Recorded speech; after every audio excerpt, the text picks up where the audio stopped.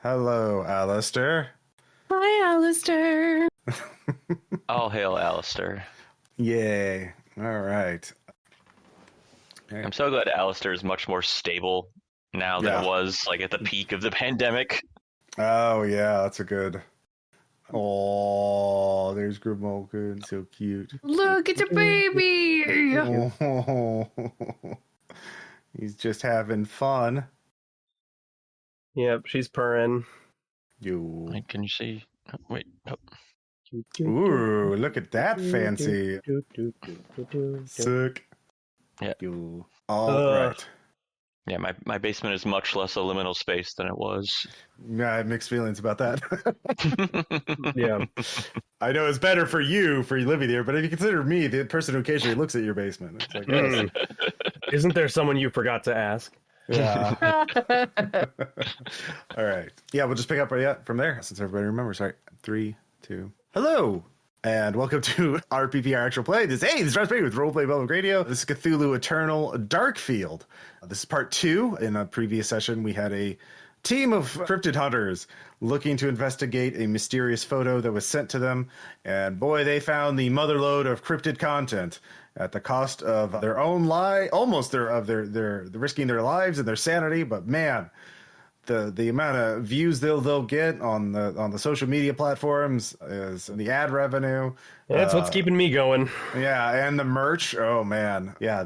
Because they'll get podcast seasons out of this. Like after if they survive, of course, they could do many episodes on theory and lore and speculation and sell little plush dolls. But anyways, let's introduce our cast. Starting with V. Please tell us about your character.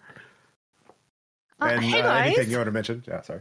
Yeah. No, Ross, you're throwing me off today. Starting off without your introduction, like everything is it feels real weird. I'm just saying. Hey guys, it's me. I'm V, and today I'm playing Jessie Wagner, the videographer of the group, who cares about her cameras way more than the lives of Skylar or Larry, as evidenced by the fact that she would have left them behind for her cameras.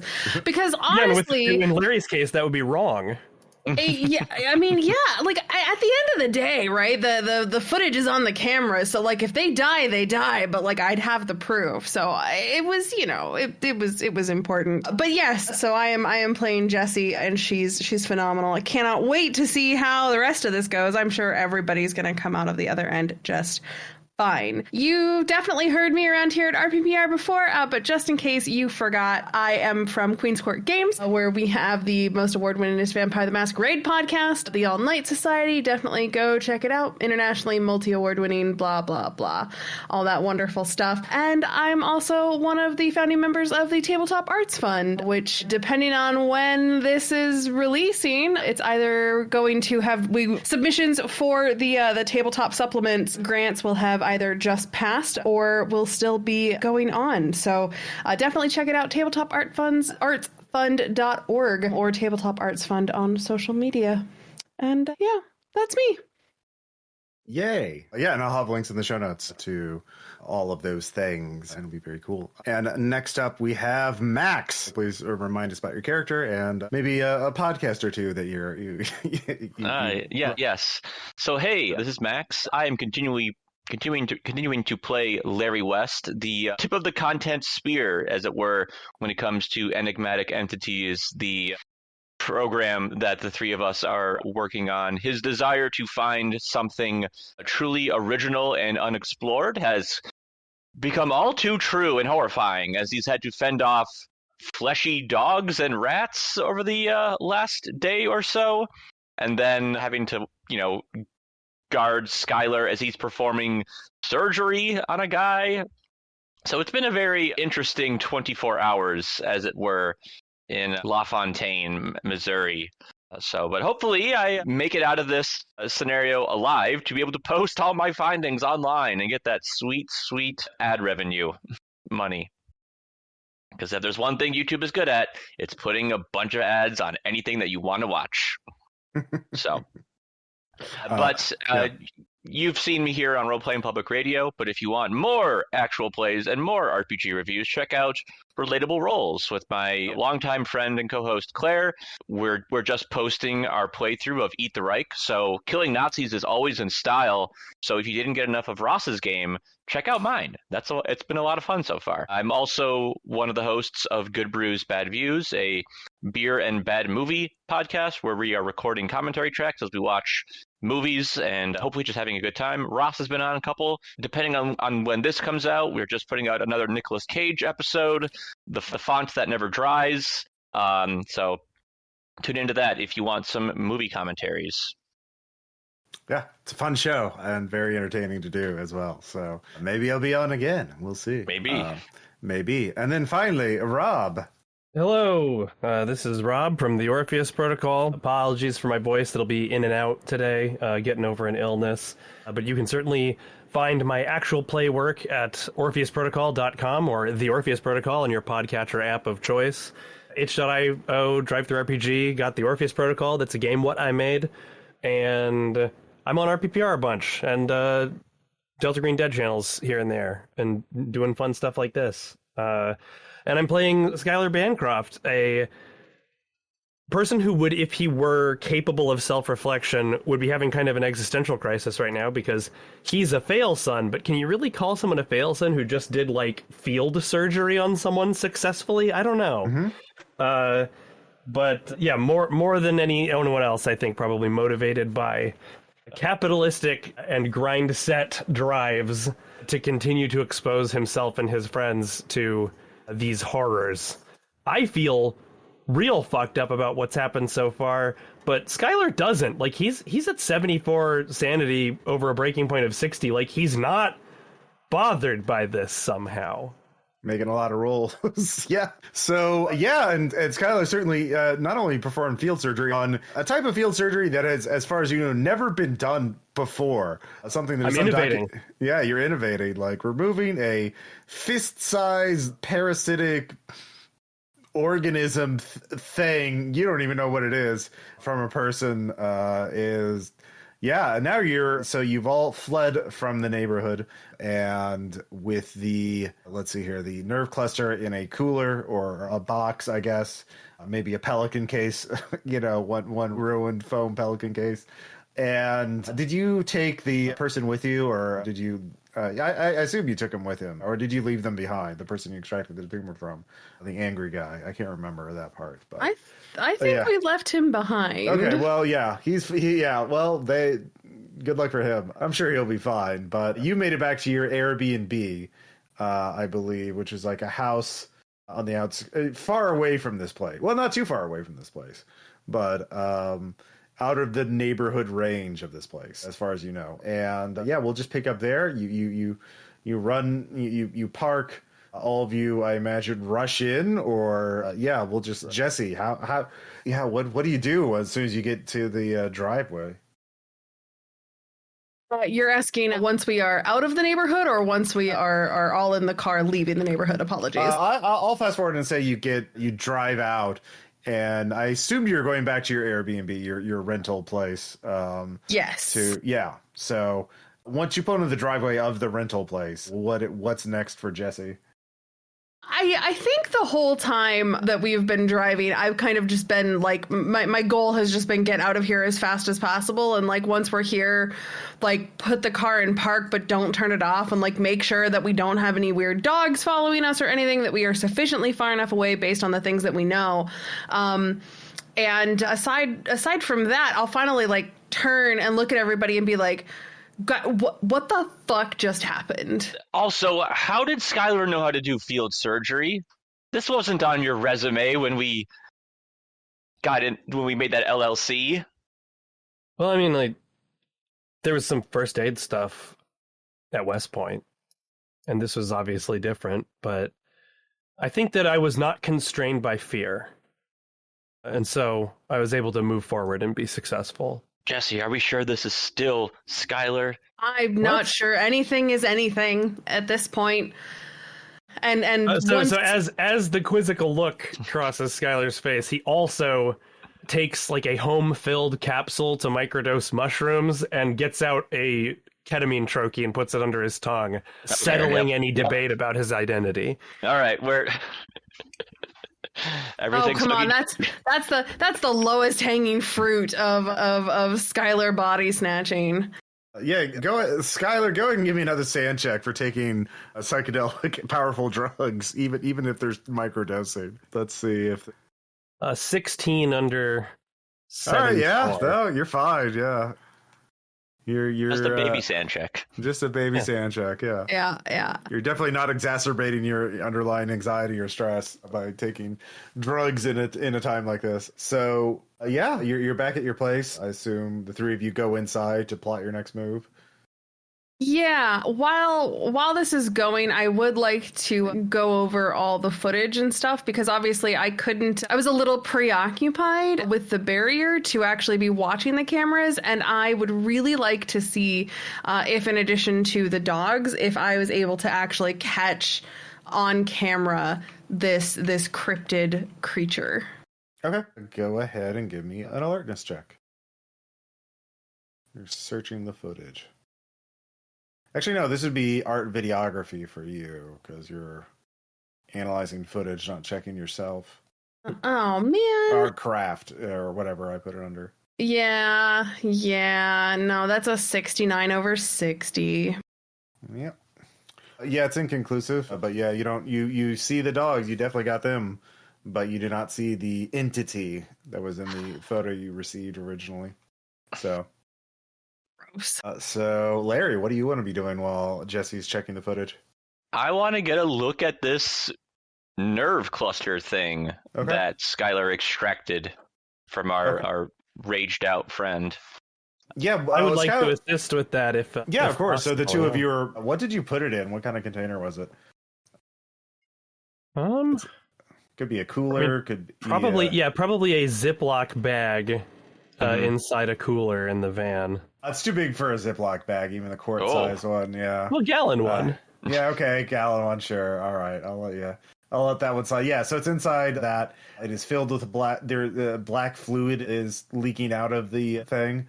It is cooling. It is still slightly warm to the touch, and yeah, it's a leathery, like fleshy thing, tear-shaped, fist-sized, with little nodules or tendrils that, you surgically cut out that were, used to hook into the guy, but now have been removed. But yeah, if you want to analyze it with a skill, tell me what skill you want to use.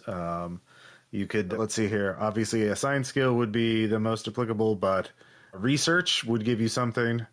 Yeah, my things are basically research and occult. Yeah, I've got research as well, or... Yeah, medicine or first aid would also give you something. I don't think I gave you forensics, but yeah. Yeah, just roll. Tell me what you roll and what you get. Research, 4 under 42. Okay. And Larry? I mean, you've already rolled research, so I guess could I try to roll occult? That's the only only thing that would be applicable, I suppose. Mm-hmm. Occult will give you something as well. 44 under 51. Oh, 44. Oh, shit. Okay. So, with research, this is obviously not in any literature that is available in public databases. So this is something new to science. This is something, or at least, to public science, as far as you can tell, without scientific tools or, like microscopes or that kind of thing. There's limits to what you can research, but you realize you should put it on ice if you want to preserve it for any kind of long-term research. You already have it in a plastic thing, so you need to get some dry ice and, or at least regular ice and cool it down as much as possible. The fact that it does not seem to be like human tissue or anything like human tissue, it's definitely non-human. You're pretty safe to say that. The leathery skin exterior does not match human skin, as far as you can tell. And with research, you're also able to actually you get an idea to take a bit of human blood and mix it with a bit of black blood, and you see there is a powerful reaction as it sort of emulsifies or and then sort of hardens. It's some kind of it's probably really bad to come into contact or be injected with this stuff, especially in its form right now. So like, yeah, research, you're guessing this is somehow filtering or altering his blood and pumping it back into him. But how it can do that is, that's like a long-term research project. But you can go out and get some ice to at least keep it from rotting or slow down the decay until you decide what to do with it. And Larry, you occult, if this is maybe proof that the psychic phenomenon, it's getting energy somehow without, that guy was big and strong. He was not physically weakened. It was not, parasitizing, his caloric intake, right? He was making him bigger and stronger, and he was not eating very much. So you would theorize this is somehow taking psychic energy and making it into physical energy, which is, a miracle or an abomination against God, depending on, and nature and the sane world. So you also are reminded of myths and rumors of like the genius loci, the spirit of place, something rooted in a particular place and affecting it and being affected by it. The people being affected by it. So it's somehow this is, like a philosopher's stone, taking emotions and transferring them into physical form. And obviously changing the person itself. This is, you think, you got a crit success on your occult roll, right? That's correct. Yeah, so you have an idea. Perhaps the purpose of these nerve clusters is to transform the person who has been subjected to it, who's been attached to it. And given that person was becoming less human, they were inhumanly strong and psychotically violent without realizing, and didn't even be aware of it. What if this is, in a sense, a way for the entity to reproduce, to transform these people into new entities? Or into something else, but like some form of transformation, some transmutation of human into monster. Yeah, at first I thought this just sounded like some sort of Cronenbergian dialysis machine, but now it's so much worse. Well, that's... So what do we think about this theory put forth that, like, this would be bad for whatever the ultimate bad thing is? Does that that's what the follow? note said. Like, yeah, obviously this is not good for yeah. a person, but like the thing that made it, that's like if you were to like blend up a baby and dip a knife in it and then stab a person. Like, I think it's just that you're stabbing a person. Like, I'm not sure. Well, you got a crit success on that, Larry. So you think that the black blood is the fluid that is transforming these people into monsters, right? So if you take the black blood and transform it into a monster, it's going to try and transform it, but it's already transformed, so it would basically a powerful allergic reaction. Destabilize. Okay. Yeah. So yeah. I mean, okay. I know so in this formulation, they're allergic to babies. Yeah, like I know in like so like even if they would fiction- survive the stab wound, the anaphylactic shock from the baby juice would get them. Okay. Like, I Do know you hear yourself when you speak? Just out of curiosity. I fade in and out. Okay, cool. So do I know if animals are like susceptible to their own venom? Pretty much, because that would make logical sense in a way that is okay with my brain to understand. I think it varies by species. I think it's some not unheard are, of. Yeah, that is something I'm going to search right now. Let's see. The vast majority of them have no resistance to their own venom. So yeah, but most animals, choose to inject venom or not. So they would have to consciously want to do that, which, animals aren't, unless they wanted to try and commit suicide, they're not going to do that to themselves. So yeah. So animals can be killed by their own venom. Interesting. So anyway, science fact. Sounds scientific enough for me. Yeah. I mean, what else we got to go on? So you have a quantity of the liquid, and I'll say you have 3 units of it, each unit being a generic amount used to do something with it. So you can fill trank darts with them. That's an obvious thing to try and do. Now, the amount you do, it depends. I would say if you just take an entire unit, you could for free make 1 dart with it. But if you want to make some kind of check to, I don't know, dilute it some so you can get multiple darts from 1 unit, that would be some kind of skill check. Yeah, I think what Skylar would want to do is score some crosshashes in the fronts of bullets, and then put the black blood on there, and then just dribble a little super glue on. Okay, all right, yeah, cool, all right.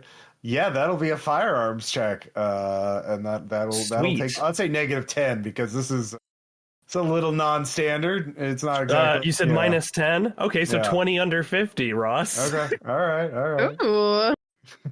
All right. You gave Skylar a huge firearms skill. It's true, I did. He is... Yeah, so you what kind of... For what weapon? What type of ammunition are you putting this in? Let's see what he has.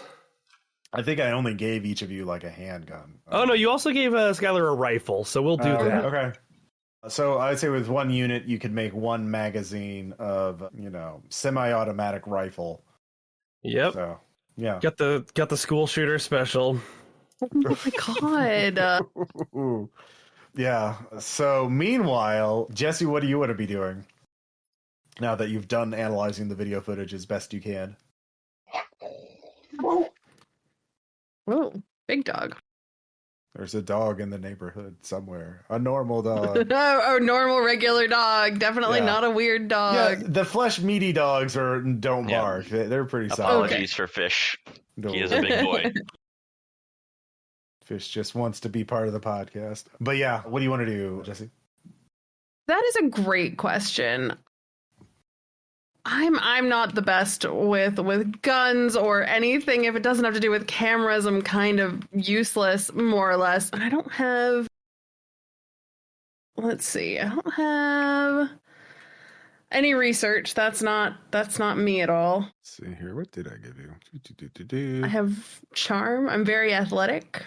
One thing that comes to mind, I'll say for free, is that getting weapons is one thing. You do have jury rigging, so you can jury rig all kinds of, and urban survival, which are very useful skills for this context.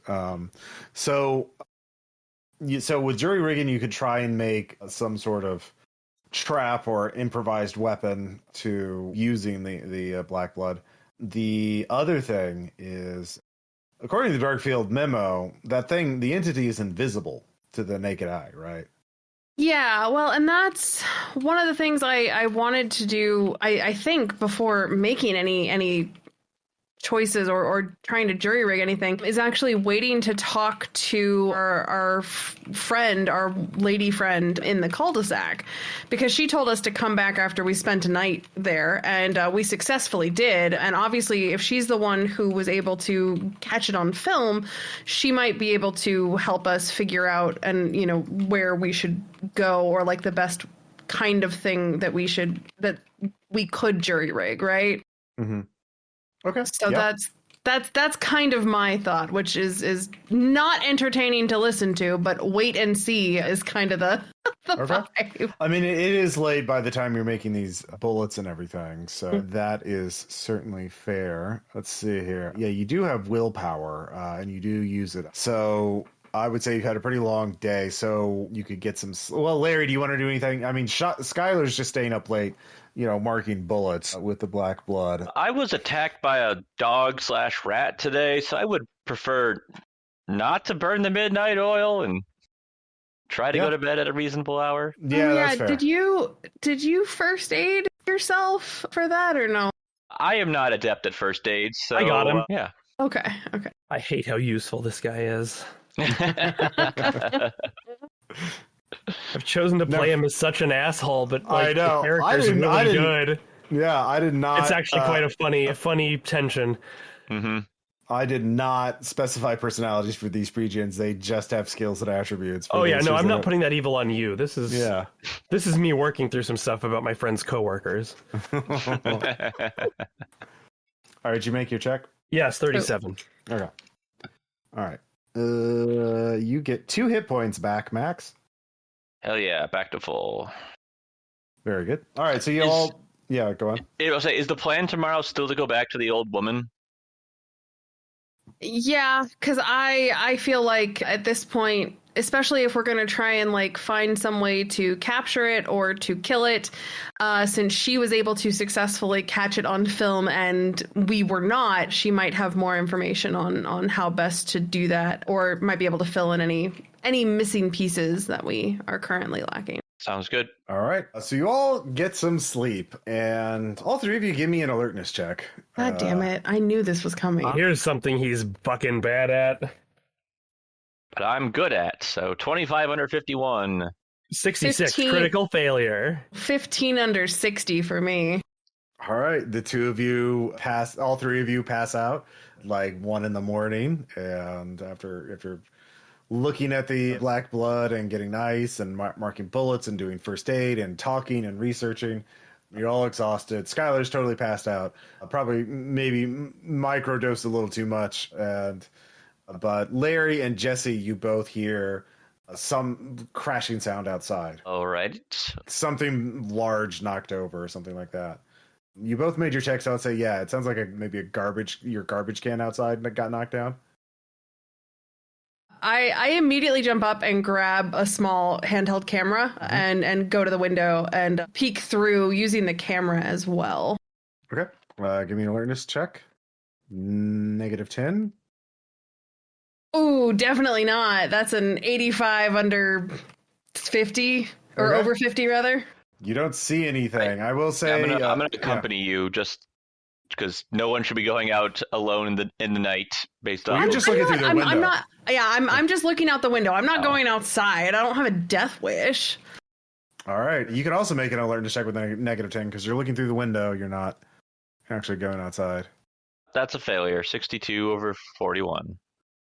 All right. Neither of you see anything. Make a sand check for helplessness. It's like you're both up there and you heard something after, did the monster come out there and you're not going out to confirm it? I don't pass. All right. That's Passed one by sand. one. If you fail. All right. We're still okay. We're not at the breaking point yet. We're still good. Mm-hmm.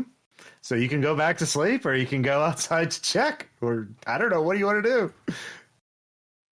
Well, I mean, this is what we do, right? We're cryptid hunters. So I'm gonna look at Larry, and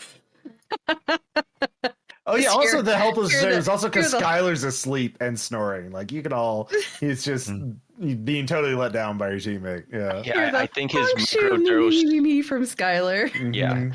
his microdose became a macrodose. Yeah. No, but I will look at Larry, and I'm just gonna be like, we should go, right?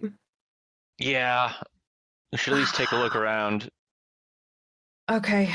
All right. Do we, and I just kind of like look over at Skylar, do we even try and wake him up? No, he's useless like this. Well. Okay. All right. I'm going to go just like grab shoes, toss on shoes, grab a jacket, throw the jacket on. Yeah. Grabbing my gun. Okay. While we're getting ready, do we hear any extra noises? Give me an alertness checks. A -10. Actually, -20 because you're just listening. You're not even looking out the window. 1. Okay. Ooh, well, 32 under 40, I pass.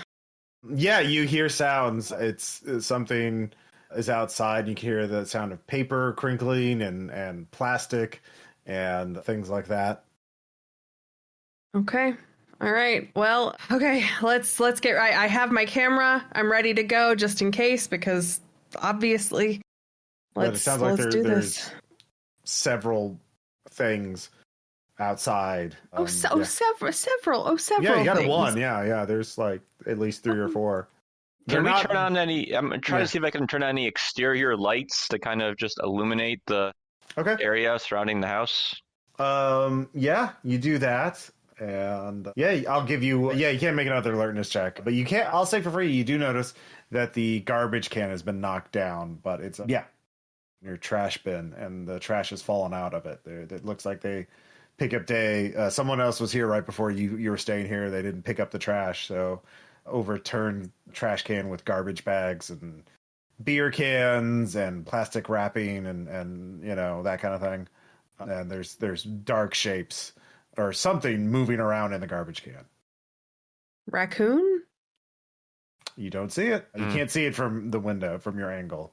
You have to go outside let's take a cursory investigation. Okay. Who's going first? I'll go so Jesse can film it. Yep. Okay. Yep. All That's how we do. All right. So are you stealthy, or are you just like, I don't give a fuck, I have a gun? I do have stealth. Let me try to be stealthy about it. Okay. I can be stealthy and have a gun. 46 under 50. 4650. All right, yeah. In that case, you very quietly open the door, sneak out, you make no sound, and you approach the overturned garbage can, and you look over the top of it. It's been knocked onto its side, but like the lid was facing your way, so it was blocking whatever was in the garbage can, and you breathe a sigh of relief when you see 3 raccoons who have somehow pulled off a heist and knocked the garbage can down and are going through it. They do not notice you yet, and you can roll alertness one last time at full because you have the lights on and you're outside. Damn raccoon sky pirates. 53 under 60. 16 under 51. The raccoons don't notice you at first because you made your stealth check, but one of them gets up and sort of kind of stands on its hind legs and sort of kind of T-poses, but he's not looking at you, he's looking upward. And if you make your check, you follow the raccoon's eyes and you look up and you see what appears to be like a dark bird on a telephone pole across the street.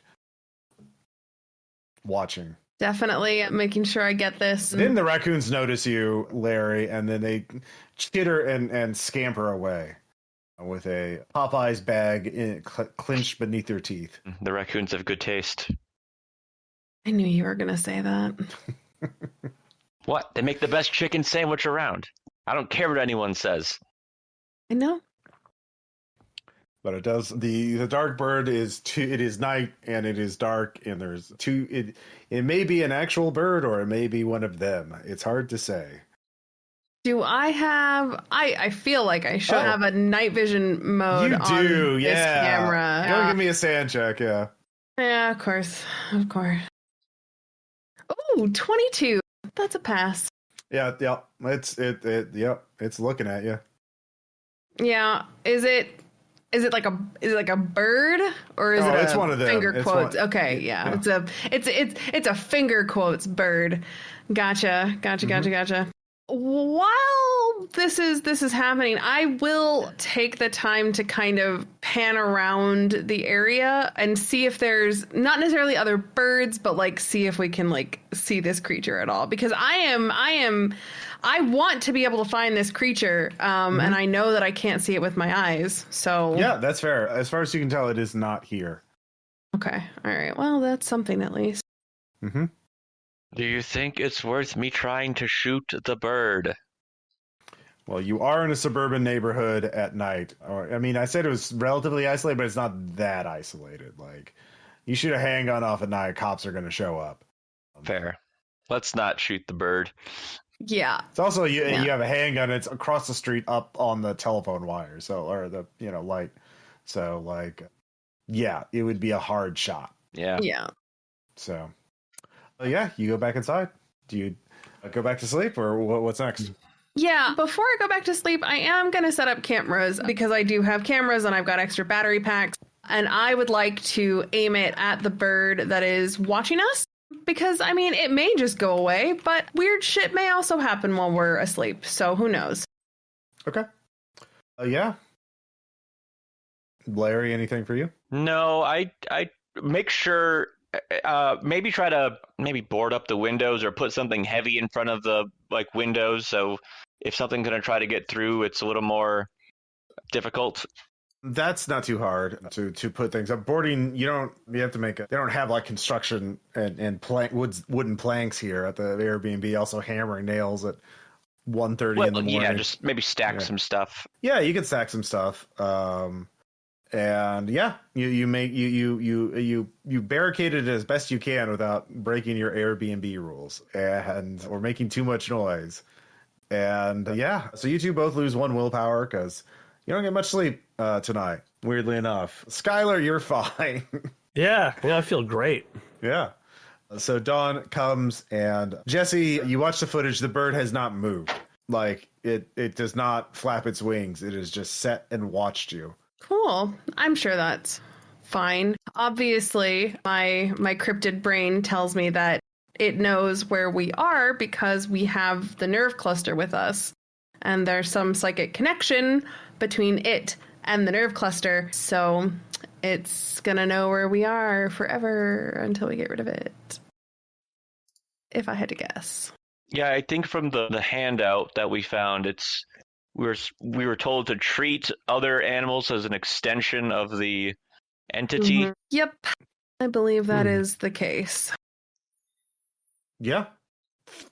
So morning, Skylar, you're up. You're awake as well. So give me a sand check when Jesse shows you that the bird has been watching you overnight. 12.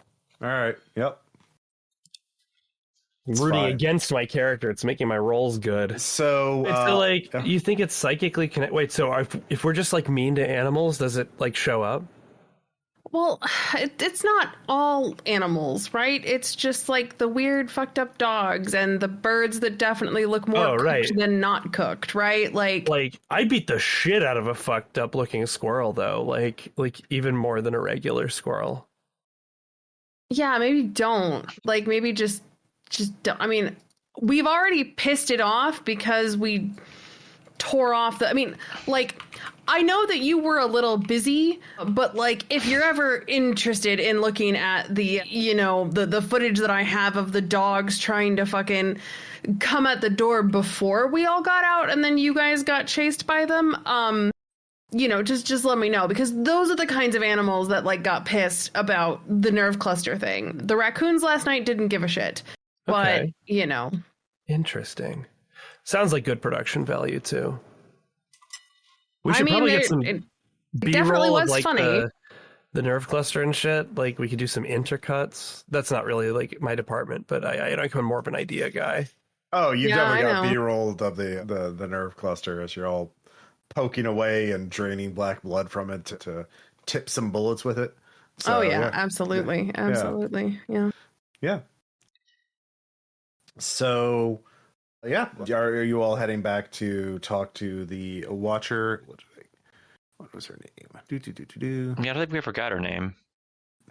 I don't think we did, but she wasn't. I don't think she was ever too keen on giving it. Oh, she was not forthcoming. Yeah, the Watcher. Yeah. So, you can go back and talk to her.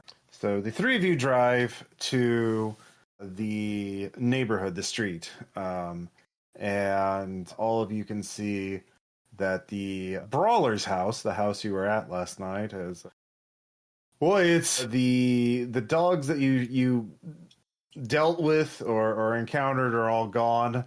There are tread marks from your car driving on the lawn, and the house looks even more fucked up than it did yesterday. There's no sign of the man. But the Watcher, the woman, is still there watching, and you pull up and very pointedly do not walk on the lawn. And she looks at the three of you like, you're all intact. Heard quite the ruckus last night. Oh, yeah? Yeah. Yep, that's certainly one way to put it, but we're here, and all of us in one piece. Well, I got you. Well, I'll let you know that I'm the one who sent you the photo that brought you here in the first place. I'm not the super greatest figure. I don't know. I didn't know who to go to with this. But when I looked on for monster hunters or monster experts, your names popped up. but I wanted. Yes, I knew that SEO stuff was going to pay off. I don't know what that is. Pay no attention to him, ma'am. He's in marketing. So, I would like your help to get rid of this thing, or deal with it somehow. I don't know. Do you have connections with the government? Is there some? I don't. Yeah. What should I do? You're the experts. Well, Well, fun. Go ahead. You do it. You do it. You are the face. I am behind the camera. Go ahead. How did you go about capturing the entity on camera? Did you? Yeah, I've never seen that thing. So I don't know how I missed something that big. But I used to be a park ranger. Then I was a guide, a guide for hunters, and I lived outdoors all my life. So I know how to set traps and trail cams. You just set up trail cams and keep an eye on things. And wireless now. I just replace the batteries during the day. Then at night I can see what's going on all throughout the neighborhood.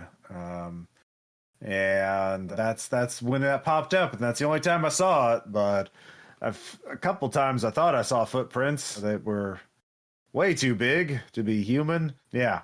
So, any of your neighbors report anything strange or out of the ordinary?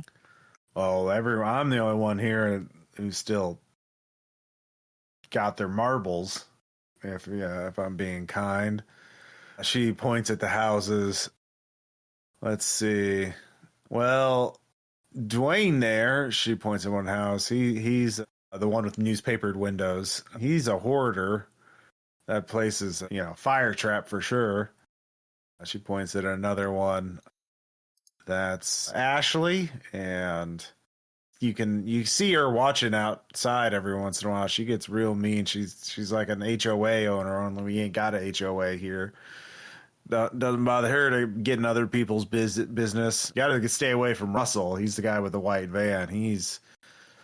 I don't know, something's wrong with him. Smells like dead meat every time he drives by, like a roadkill. Oh, the construction sounds, that's Rick. He goes out and gets stuff from the electronic recycling center, and people drop off things. And all I could say, I think he's building something in his basement. I don't know what, but. And then you remember the house with all dog food bowls and water bowls like that. And she says, that's Jan. She's also a hoarder, but, for pets. We used to have a lot of stray cats, and she'd feed them all, but all the cats have disappeared. But she's, I see those dogs follow her around. And then, of course, you were at Clinton's house last night, and I ain't seen him today, but he doesn't come out too much anyway. What's up the police tape house?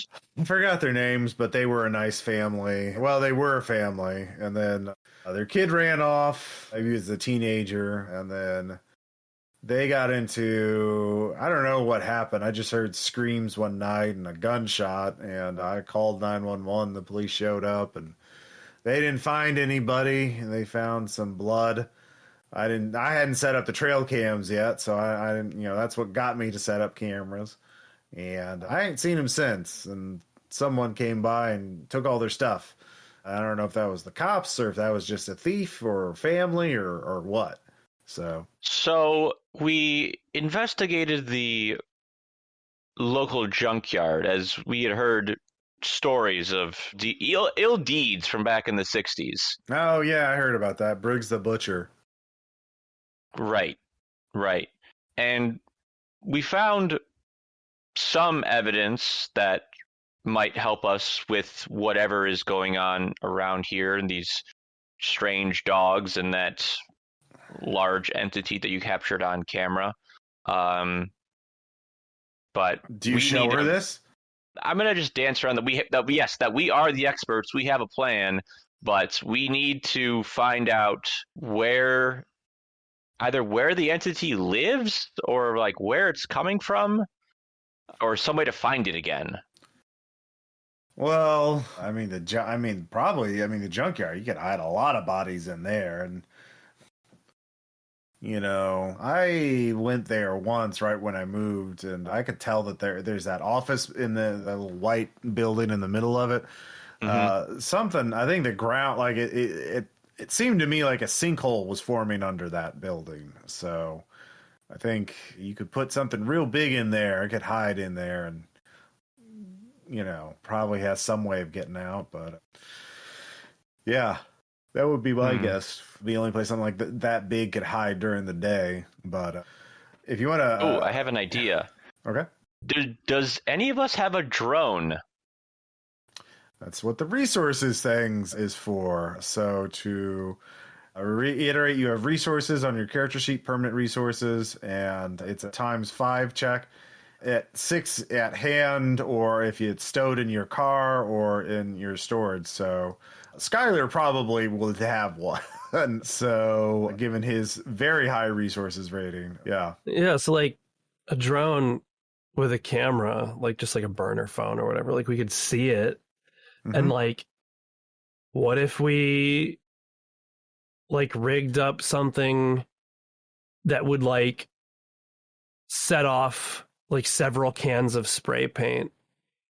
Well, I have a different idea of we could use the drone to scope out the junkyard so we don't have to go wandering in there looking for big giant holes or a sinkhole or something like that, and we would have a good idea of the layout in the event that we wanted to actually go back inside.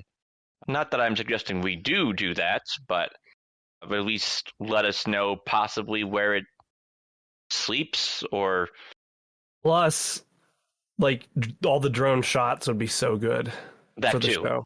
Establishing shots. Like, so this will help us not die and also make the content more compelling. Yeah, I mean, you could also get, I mean, there's big electronic stores, so you can get a consumer drone if you go out and just buy one with Skylar's resource ratings. You can just do that. So, yeah, I mean, that'll take you an hour to get it, and then Jesse will have to make a videography check to control the drone, because that's what videographers need to know how to do these days. Absolutely. Yeah. Is drone operation.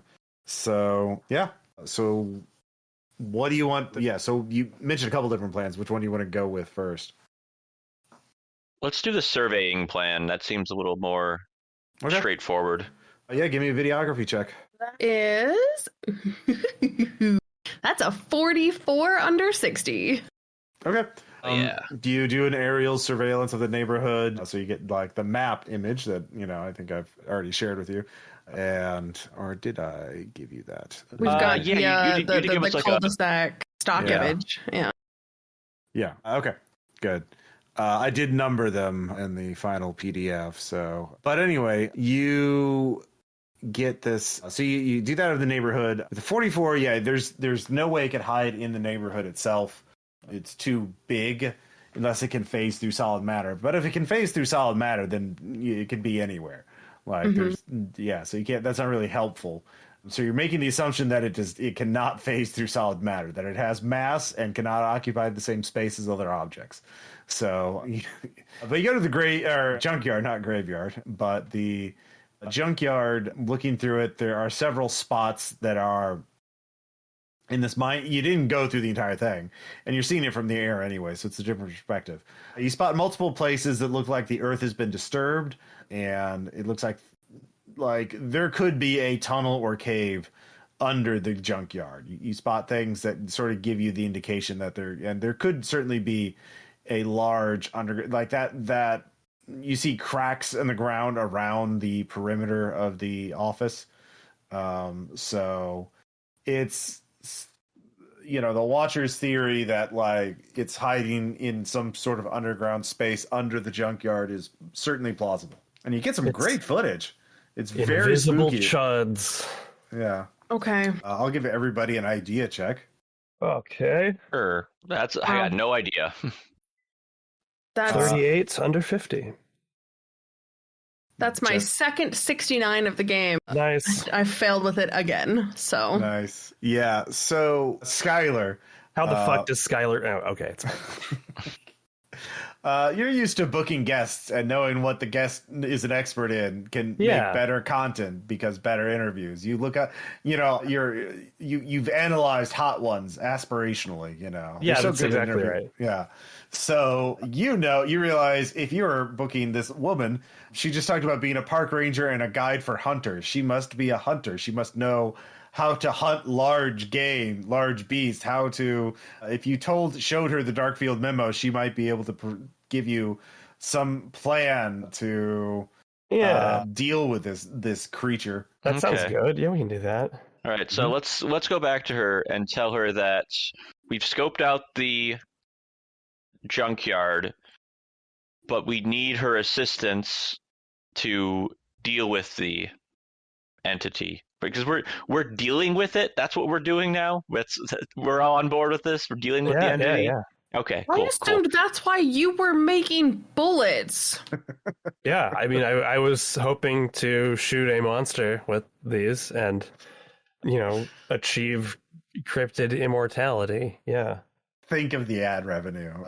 Yeah, you can stream it live on Kick because they'll let you do anything on Kick. Yeah, so they don't got terms of service. Famed child gambling website Kick. Yeah, yeah, and now monster slaying. It's all there. So big game hunting is out. Cryptid hunting is in. There you go. Now you're thinking. So you show her the memo. She makes a sand check for understand that an organization knew about this. And how does she react to this? I do have her. I did actually give them all stats and sand and everything. Oh, she's very sane. She made it. So yeah, she reads it. It's like, well, these people. One of those things actually. Those dogs, they came at me with one of those nerve cluster things, and I kept it. Oh. Yeah. And it seemed to me, I tried it on a mouse I got at the pet store and it died. It was a feeder mouse. It was going to be fed to a snake anyway. It was fine. And so I figured, I know how to use a tranq gun. I did it all the time as a ranger. So I shot one of them with it and God, it just fucking melted. Just real gross. So I have a couple more darts in my mini fridge right by the front door in case they get too feisty. But that and the bear traps have been pretty good, and occasionally shooting one of them has been pretty good at keeping them at bay. But have they stepped in the bear traps? One of them did. Then they didn't. Yeah, they didn't know what it was first time, and that one, yeah. Well, that'll learn you. Yeah, they don't. They know where they are. I try and hide them and move them around, but they always know where they are. So now it's more of deterrence. More of they know they can't step on it, so they set up a grid so they can't easily. They have to be very careful about going through the house, get close enough to the house, and they haven't tried yet. Hate being locked into this mortgage, and yeah, so I got a couple darts I can use, but here's the thing. I wouldn't want to fight that nasty old thing in its own in an underground tunnel or cave or whatever under a junkyard. Make it come to you. Whatever it's doing to those people with those nerve clusters, it wants to keep those people on those nerve clusters. And you probably really pissed it off when you cut off one of the whatever you did to Clint. So if you threaten another one of these people here, it'll probably, you kicking the hornet nest, right? So yeah. Yeah, maybe we just probably keep doing going to that. send everything. Well, it's probably going to send everything at you, but if you threaten too much, maybe it'll panic and it'll come, not just send all of its dogs and birds after you. So if you can threaten two at once, I'm sure that'll make it panic. If you just go after one person, it'll probably send everything it has, but not itself. But if you can threaten two at once, you could probably do it. I'll give you my darts, man. If you're going to make a play for it, I'll give them to you. Or I'm not leaving my house. I'm sorry. I'm old. I can't, but I'll take pot shots from here. Understood. Yeah, you've been very helpful and Incredibly. Yes, and especially in letting us know you can hide in here. I've fortified this place as best I can, but yeah, if I let you in, it'll probably just not give a shit about the bear traps and come charging in. But yeah, fuck it, I gotta deal with this one way or the other. So I'll do everything I can to help you. I appreciate that. Hey, folks, what do you think, like, the law enforcement response would be if just, like, a shitload of dogs and birds and other animals were attacking somebody's house? I assume non-existent, unfortunately. I could be wrong, but especially here, and I kind of, like, gesture to the state of everything. Yeah, she was the one who called in the police the first time on the house, the house that was taped up. So I wouldn't expect any of the other neighbors to be looky-loos, as it were. But that also means that, like, Uncle Sam's not going to tread on us if we do some wacky shit. Yeah, What? that's true. I mean, like, We'll get there when we get there. I mean, like, setting shit on fire and, like, doing fortifications and killing an enormous number of animals or doing surgery on people. Just, you know, the stuff. I mean, if you set enough houses on fire, they will show up because they don't want the fire to spread. Yeah, that's pretty noticeable. Yeah.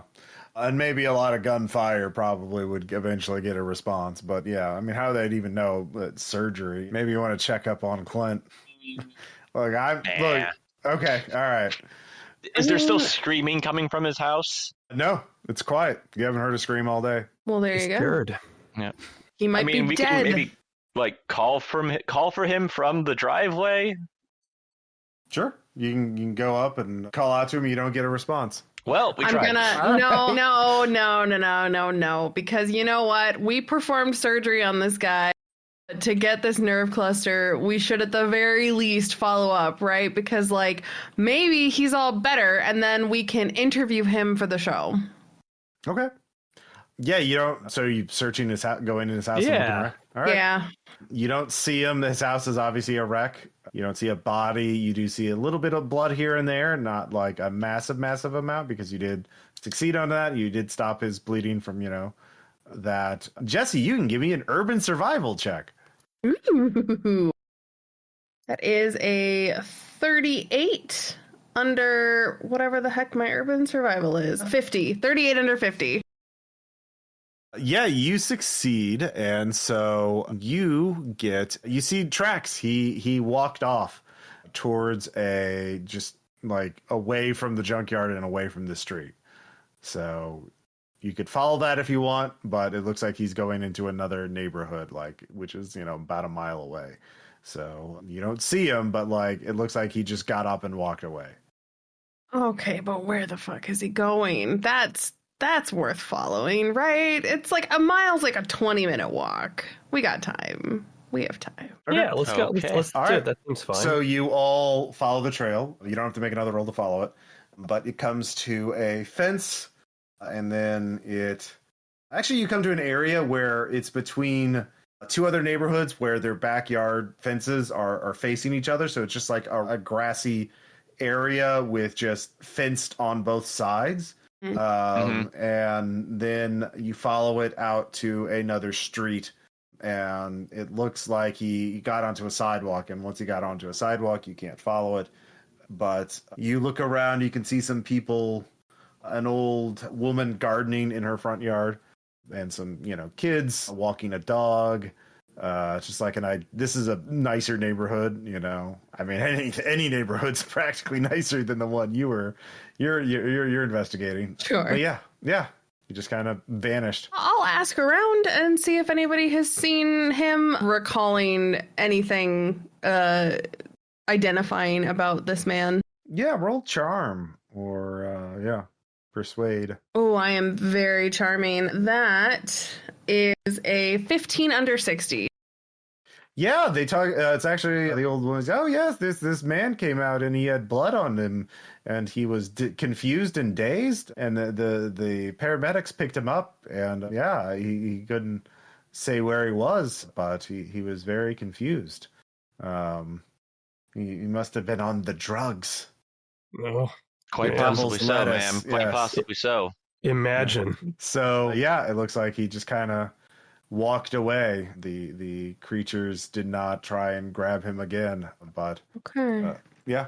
All right, so we know we went to the hospital.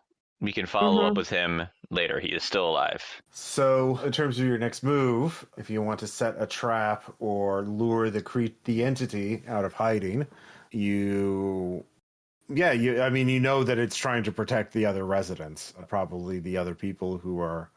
I'd say by now you've established a pattern. The people who are behaving very weirdly and erratically, are probably the ones that have nerve clusters. So, which is probably everybody except the one person you've talked to. Yeah. So, yeah. So we got a couple of options on who we want to pay a visit to. We also needed to know for sure what we're doing if this thing shows up too. Yeah, you haven't weaponized the rest of my vote is to weaponize the rest of the goop that we've got and set something up so that when we know for a second where it is, we can paint it or stain it or something so that we can not have to rely on cameras. Okay. So an M80 in the middle of a ring of 4 spray paint cans, right? That's like less than $20. We could do some of those, whatever. Yeah. Are you just doing the spray paint thing to market? How sure are we that that's gonna work? I mean, if it's a fucking ghost that can just do physical stuff anyway, we're all fucked, right? It's not a ghost, right? But it is something that can block itself from our sight.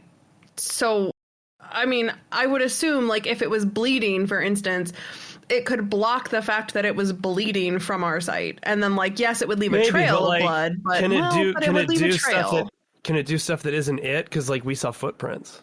So I'm thinking maybe if we put paint on it, it can't do anything about the paint. It might also leave a trail, which I guess is the benefit there, right? If it does leave a trail behind, that's something. And if it's covered in paint and we can see it, it would be easier to escape it should we have to. Also, can you think of how fucking cool it's gonna look if you shoot at something that is just a little paint down on the bottom and you're shooting up above it and the bullet, you see it stop and deform in the air? If we can get that on camera, that'll be fucking incredible. Just so you know, that's you need a specialized high-speed camera locked down and high with great a lot of light. That's you're not doing bullet deforming onto an object. Well, no, we would just see the little glob of a glob of metal floating around afterwards. I'm not capturing the moment. Okay. It's you'd see these bullet bits floating around in the air. It'd be awesome. Yeah. All right. That's fair. All right. So if you want to go to the hardware store and also source some M80s. I'm going to say it's not the 4th of July, so it is out of season. So you have to go out of your way, to pass out of the city limits to the county. Right on the county maintenance begins, and then within 10 feet, there's a bunch of bullshit. Yeah. Yeah. So that'll take a couple hours to get the spray paint and the M80s and duct tape and all that to make the paint bombs. But that's definitely doable. Is there anything else you're wanting to make during this time? I'd say that's one person's afternoon is doing that. I mean, you only have you all have vehicles, right? I think so. Yeah. I mean, I think if that can be delegated, Skylar would be glad to just make 9mm bullets for the rest of the stuff. Yeah, I can go and... Maybe one spear of some sort or a knife or something. Well, you have 2 units left. 1 unit can make 1 magazine of ammo. Okay, we'll just go with bullets then. That seems okay. Just seems bullets. Good. Yeah. All right. You made your check already, so you could just spend, and you have, I'll say, her name is Norma, by the way, Norma Randall, and she has 5 darts. Nice. Yeah. Okay, so Skylar's making bullets, Jesse's making the paint bombs, I guess, or Larry can, and one person. I've got the jury rigging, so that's probably more my domain.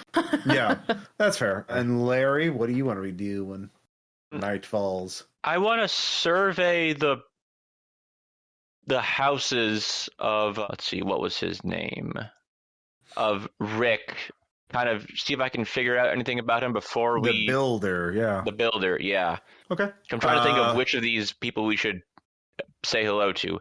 I'm not crazy about visiting the pet hoarder who has the dogs following her around. That seems like a poor idea.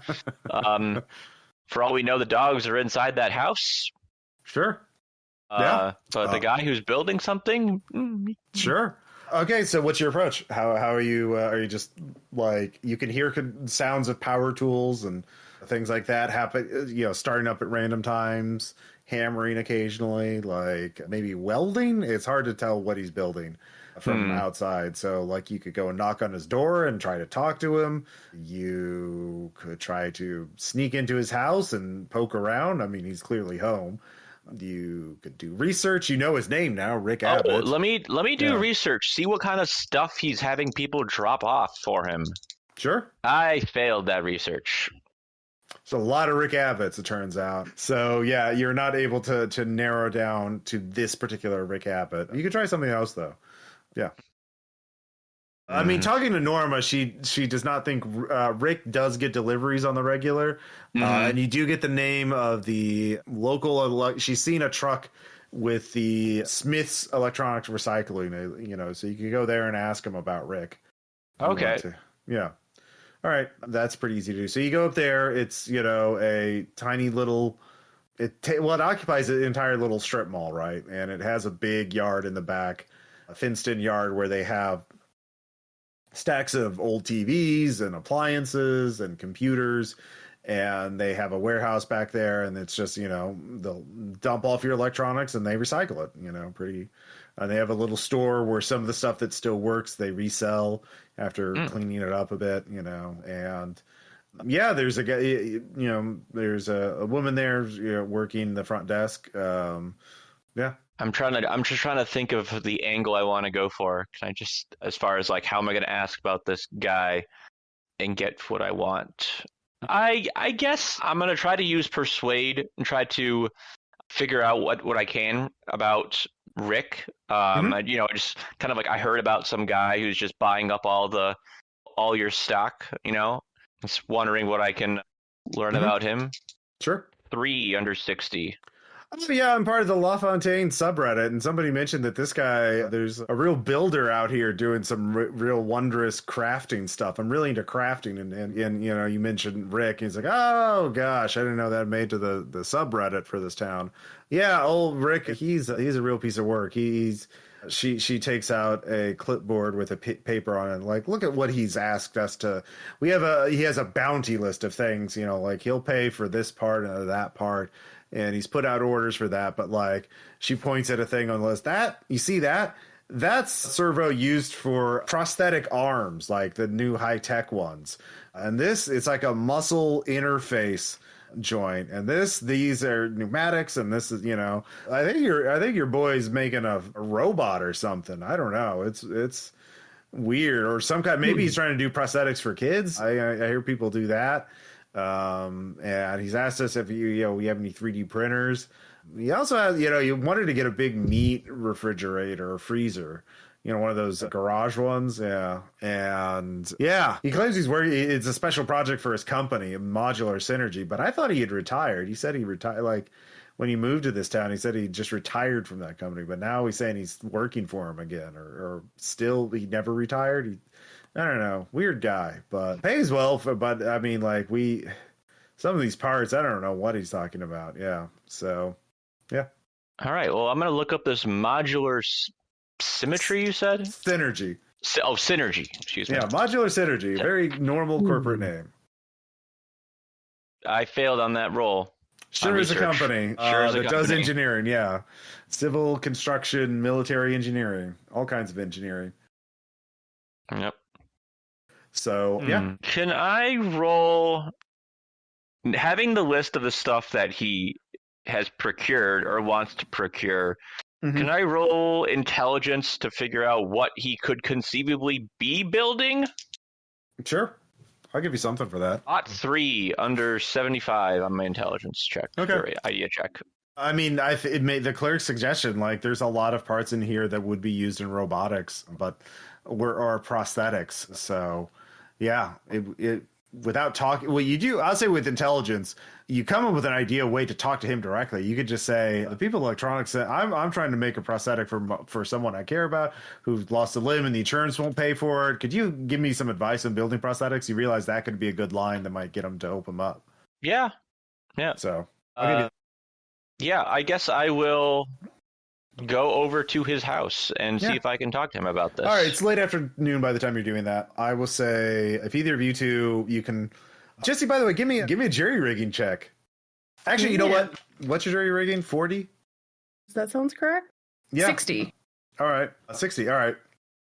In that case, roll, and as long as you don't get a crit fail, they're fine. I'm basically... You won't know how effective these are until you try them, but go and roll and you can get an idea. Okay. That is 14. Yeah, they definitely won't blow up in your hand. Good.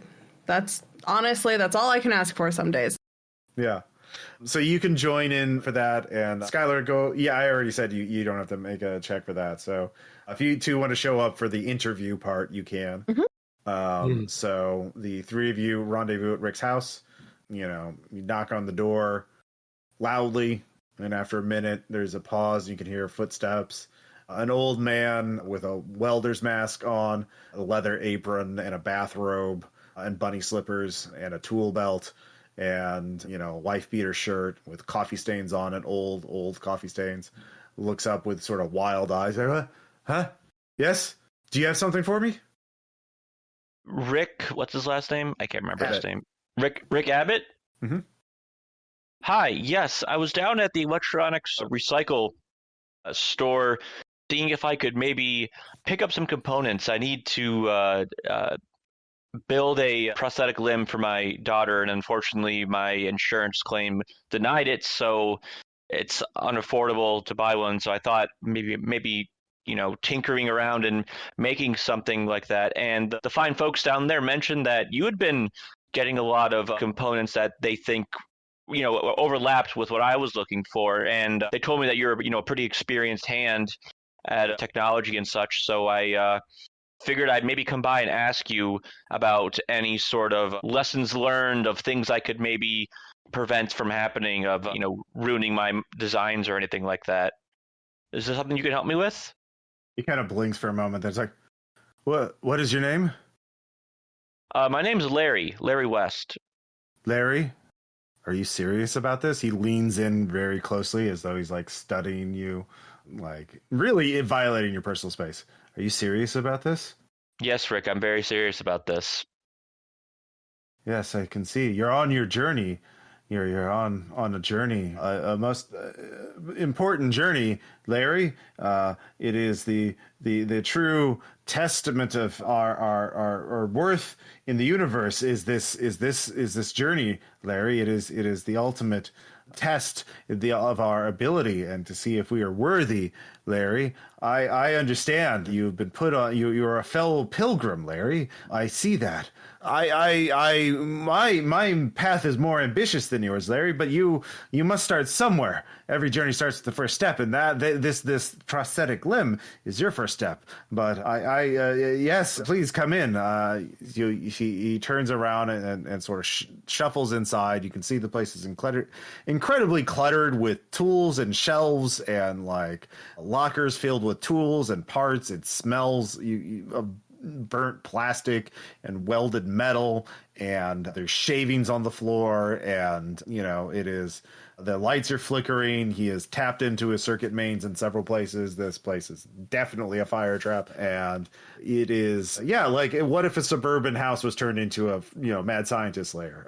You can see the doors to the garage has been just disassembled, and like it's just the garage has been turned into a workshop.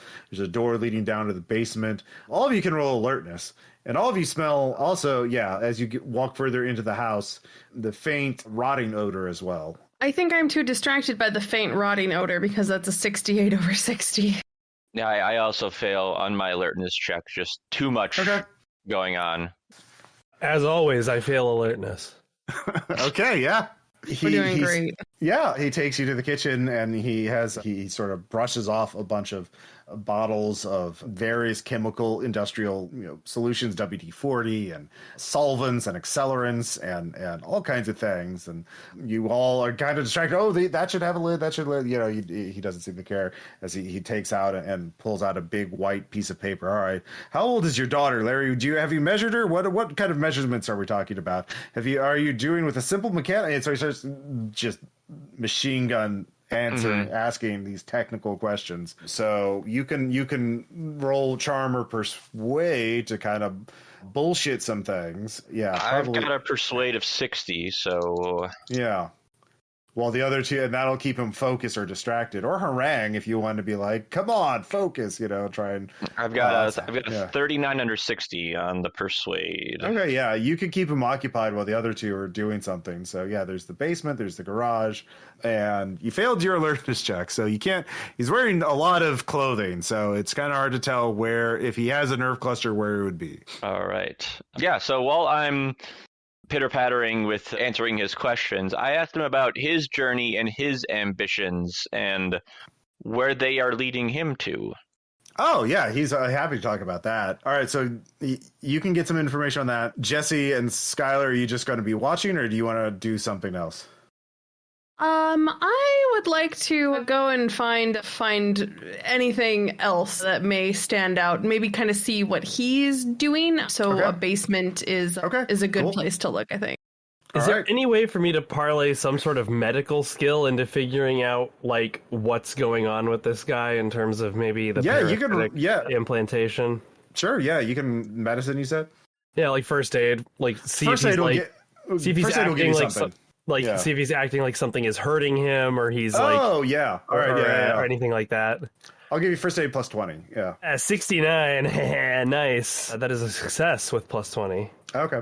With that, so you get some information. You realize you're watching him for a while he's agitated. You talk. You realize his belt is in the wrong position. It's too low. It's below his hips, or it's at a very awkward angle. He's had to cinch it too tight. It's like he should have it up higher, and that's when you realize there's a bulge above the belt and on his lower back. It was kind of hard to see at first because he has these flowing bath, robe around. But yeah, he's definitely got a big bulge attached to his back, a lower back.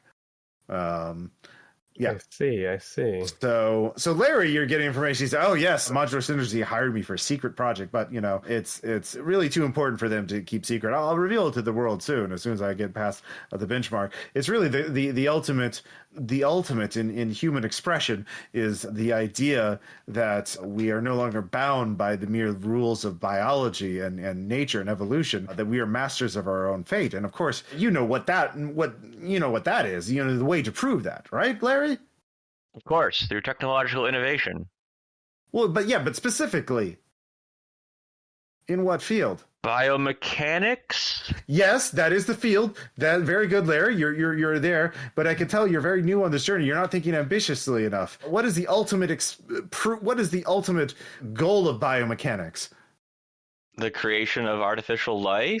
Yes, not just any life. So meanwhile, Jesse, you go down into the basement. The stench of rot is stronger here, as well as ozone. There are flickering lights, but there is one, like a set of construction lights that have been sort of hooked onto the ceiling, and you can see there is a large slab down there in the basement. And as you look down there, you can see there is a body on the slab, and this body is a human made with stitched parts and mechanical and electronic prosthetics. Let's go and roll sand. Sand, yeah, I was gonna say. I don't pass that. Okay. Stumbled on a suburban Frankie sign. Yeah, this part was definitely not inspired by Tom Waits. What's he building down here? Yeah. Just finding all the sand pieces. I'm not at my breaking point, but I am inching ever closer.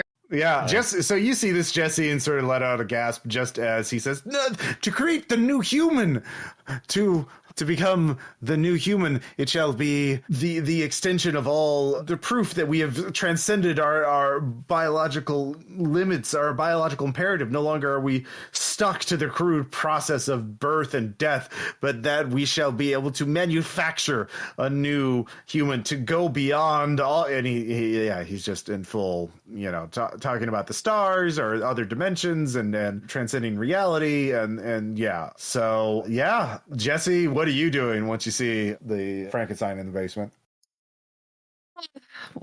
Well, so this is stitched together with human parts and also prosthetics, and at this point I've already taken a hit. So yeah, and probably some parts of the creatures too. Like there's some burnt, like wrong looking flesh too. Yeah, that was going to be my question. Are there any obvious like nerve clusters, or perhaps are there areas in this basement where there are nerve clusters perhaps being cultivated? Not in plain sight. You would have to spend some time to search through this place. Well, great. Does this person have a pulse? Question mark? You're going to check it? I mean, yeah. Why Do not? it. All right, Why yeah. not? I've got my camera. This is great content, right? All right, you approach the body and you put your hand to the neck or to the wrist. Let's go with. Well, hold on. Before I answer that question, what does each wrist and also the neck look like? Oh yeah, sorry. There's only one wrist is flesh. The other one is the left arm is a prosthetic limb, or looks like a prosthetic limb. The right arm looks fleshy and has veins, one would presume. The neck has some wires and cabling and chain, but there's flesh there too. Okay, I'll go for the fleshy wrist then. Okay, yeah. Yeah. It is warm to the touch. Oh. Yeah, and you feel Okay. a pulse. It is very, very low, but steady. It is sleepy, not dead. Oh God, I don't like that. You love to see it. It's not, and I mean by warm, it's not like normal human temperature.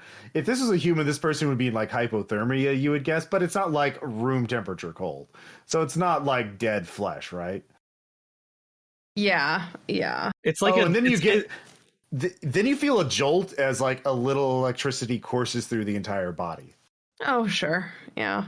And you kind of see like the muscles tremble a bit as it stirs slightly.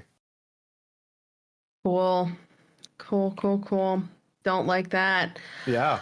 Meanwhile, what are you two doing now that you've been listening to Rick the Builder rant for a bit? I am haranguing him about Donna Haraway's Cyborg Manifesto in a way to keep him from noticing anything else that is going on in this room. Yeah, roll. 20 under 50 on Persuade. All right, yeah. You are getting into a passionate philosophical debate with him, but you are keeping it intellectual enough that he's not getting mad. He's just like trying to prove you wrong. So he's Like good-natured but competitive.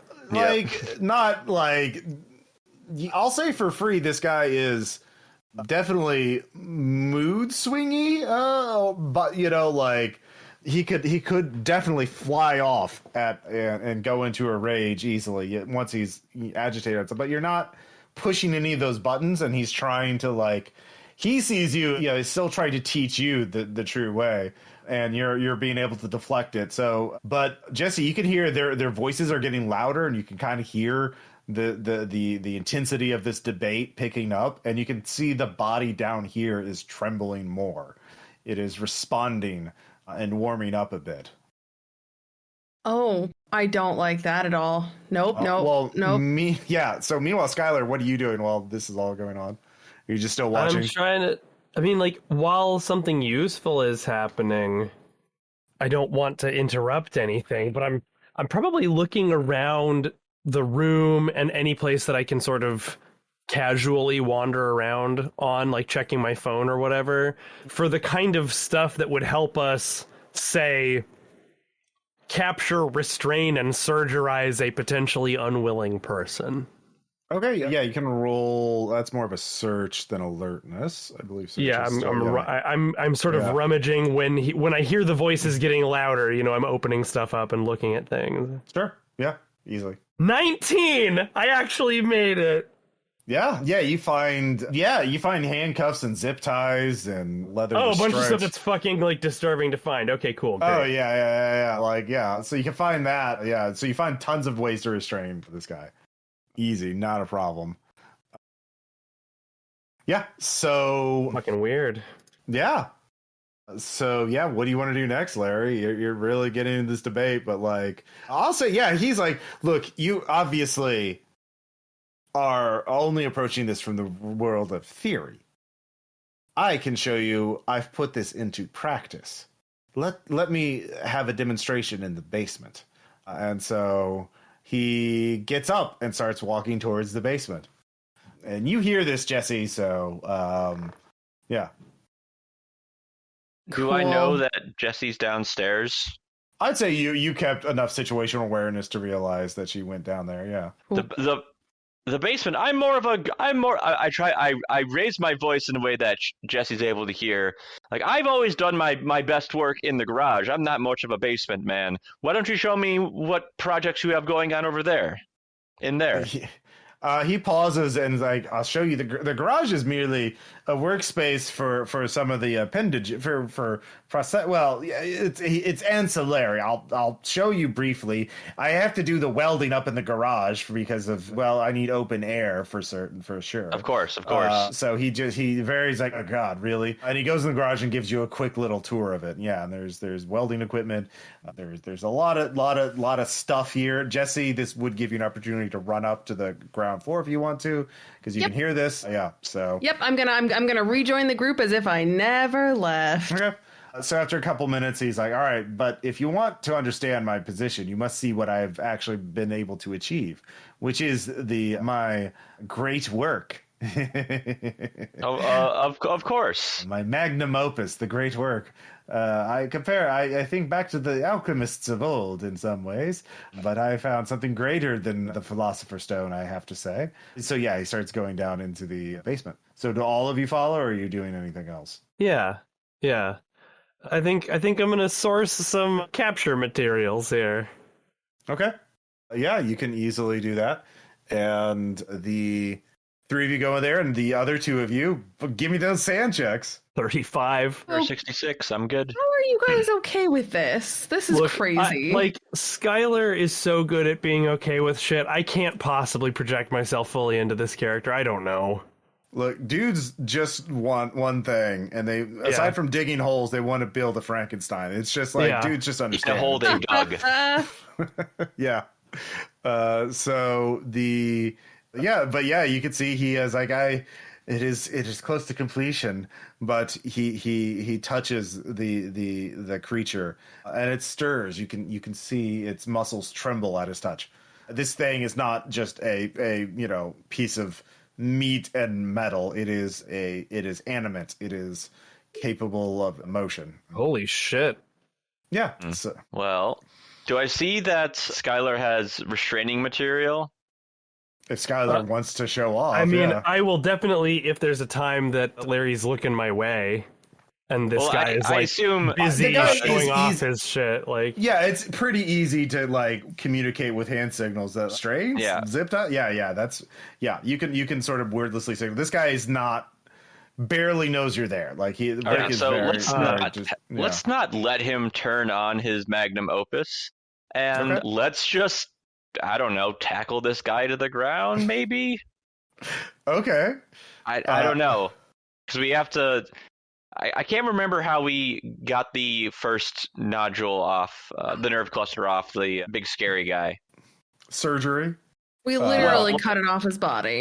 Yeah. Well, yeah, but I can't remember if we. Oh, you talked him down. He didn't even realize he had a cluster, and he knew he was fucked up and angry, and you kind of talked him down. Oh, okay. I have a plan. Dude, this is amazing. I'm not gonna lie.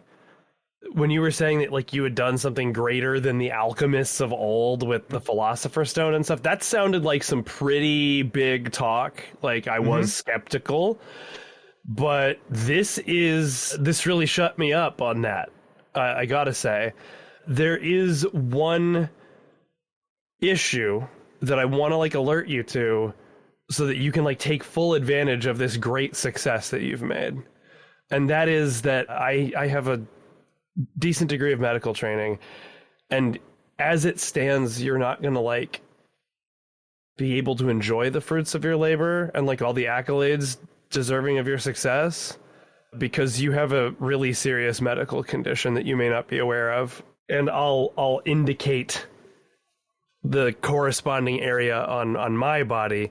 You have a significant growth there that, if left unchecked, will at least paralyze you, if not kill you, based on how close it is to your spine. I'm sorry to tell you. You don't have to roll for this. You roleplayed it well, and so you show him, and there's a mirror nearby, a full-length body mirror, and so he takes off his tool belt, he takes off his robe, and he sees it for the first time, and you can see the look of horror on his own face. It's an environmental thing. He's not 100% gone. Yeah, it's not. It's an environmental thing. Like there are other people in this area suffering from the same thing. I was able to help someone yesterday. But okay, yeah, you did help someone yesterday. Yeah, you are telling the truth. Yeah, you don't have to roll for that. He looks at it in horror as he's like, how could I not realize this was growing on me? What? Yeah, you can I think all roll it's like insight. hormonal. Like, yeah, all of you can roll insight. Success.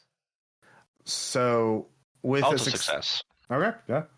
If you make it, you realize Rick is not 100% gone, and he's like realizing that he has been delusional, and he kind of looks in horror at his own creation, like, what the? It's like, waking up from a spell almost. It's he's questioning everything. Like coming down from a manic episode. Yeah, it's exactly. Like, fuck did I buy? Yeah, what the fuck did I make? Yeah, what the fuck is this on my body? So he is extremely, just vulnerable right now. But you can ask him to surgically remove it. That would still be a persuade check, because otherwise he would probably try to go to the hospital. All right. Yeah. Let's see if we can convince him to. I'll give you a plus 20 bonus on that, because you did make the right call. 9. Yeah, with an 9. Under 70 at that point, yeah. You're able to convince him to get it for you to remove it, and he commands the creature to stand up and move off the slab as he goes onto it himself, and he has surgical tools there, and and you don't have to roll surgery either, because he assists and has the creature assist you. And that's weird. Oh yeah, a little bit. Hey buddy. Yeah, this creature, which is like 7 feet tall, and like you realize its muscles are incredibly dense by human standards. It is a Reacher-esque size. You would not want to anger this thing, but it assists you in the surgery. A creature of Reacher-esque stature. That's a way to say it. Yeah. When you cut the last tendril from the nerve cluster, the creature, it's like you cut the strings of the creature, it just falls to the ground lifeless, and the man sort of gasps in pain, and that's when you hear the front door cave in, as you hear the sounds of a dog-shaped thing in the main hallway upstairs barreling towards the basement. So you have the nerve cluster. Rick is there. You've just cut up covered or stitched him up, so he's not bleeding anymore. But you have the nerve cluster in a cooler, I guess. He had some those coolers they use for organ he definitely had those. Yeah. They looked a little old or used, weirdly specifically useful for this current purpose. Mm-hmm. Yeah, but the one of those dog things is coming, at least one is coming down into the basement pretty soon. So we'll start with Jesse. We'll just go in Discord order. So Jesse, what do you want to do? Question, really important question. Have we shared the bullets that Skylar made? with Oh, the I yeah. whole assume group? so. Yeah.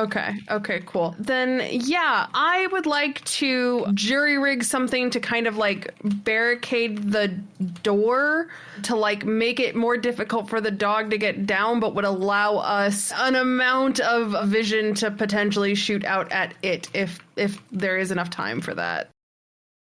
Give me jury rigging roll. I would say -10 because you're, Oh that's no. a pretty specific thing.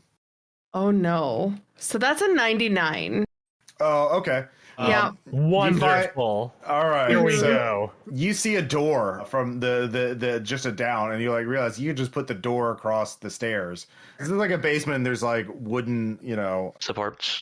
supports on either side of the stairs going down, so you could just slide the door in between that, and that would the dog couldn't jump over it, and so you'd have to sort of crawl under it, and you could shoot it, right? That Very was easily. yeah. So you're Absolutely, sliding the door. You're trying to slide the door across, but the dog is faster than you, and it's just going to barrel right into you. So, yeah, you just misjudged your timing, but the dog missed, even with a substantial bonus, because I also roll badly sometimes.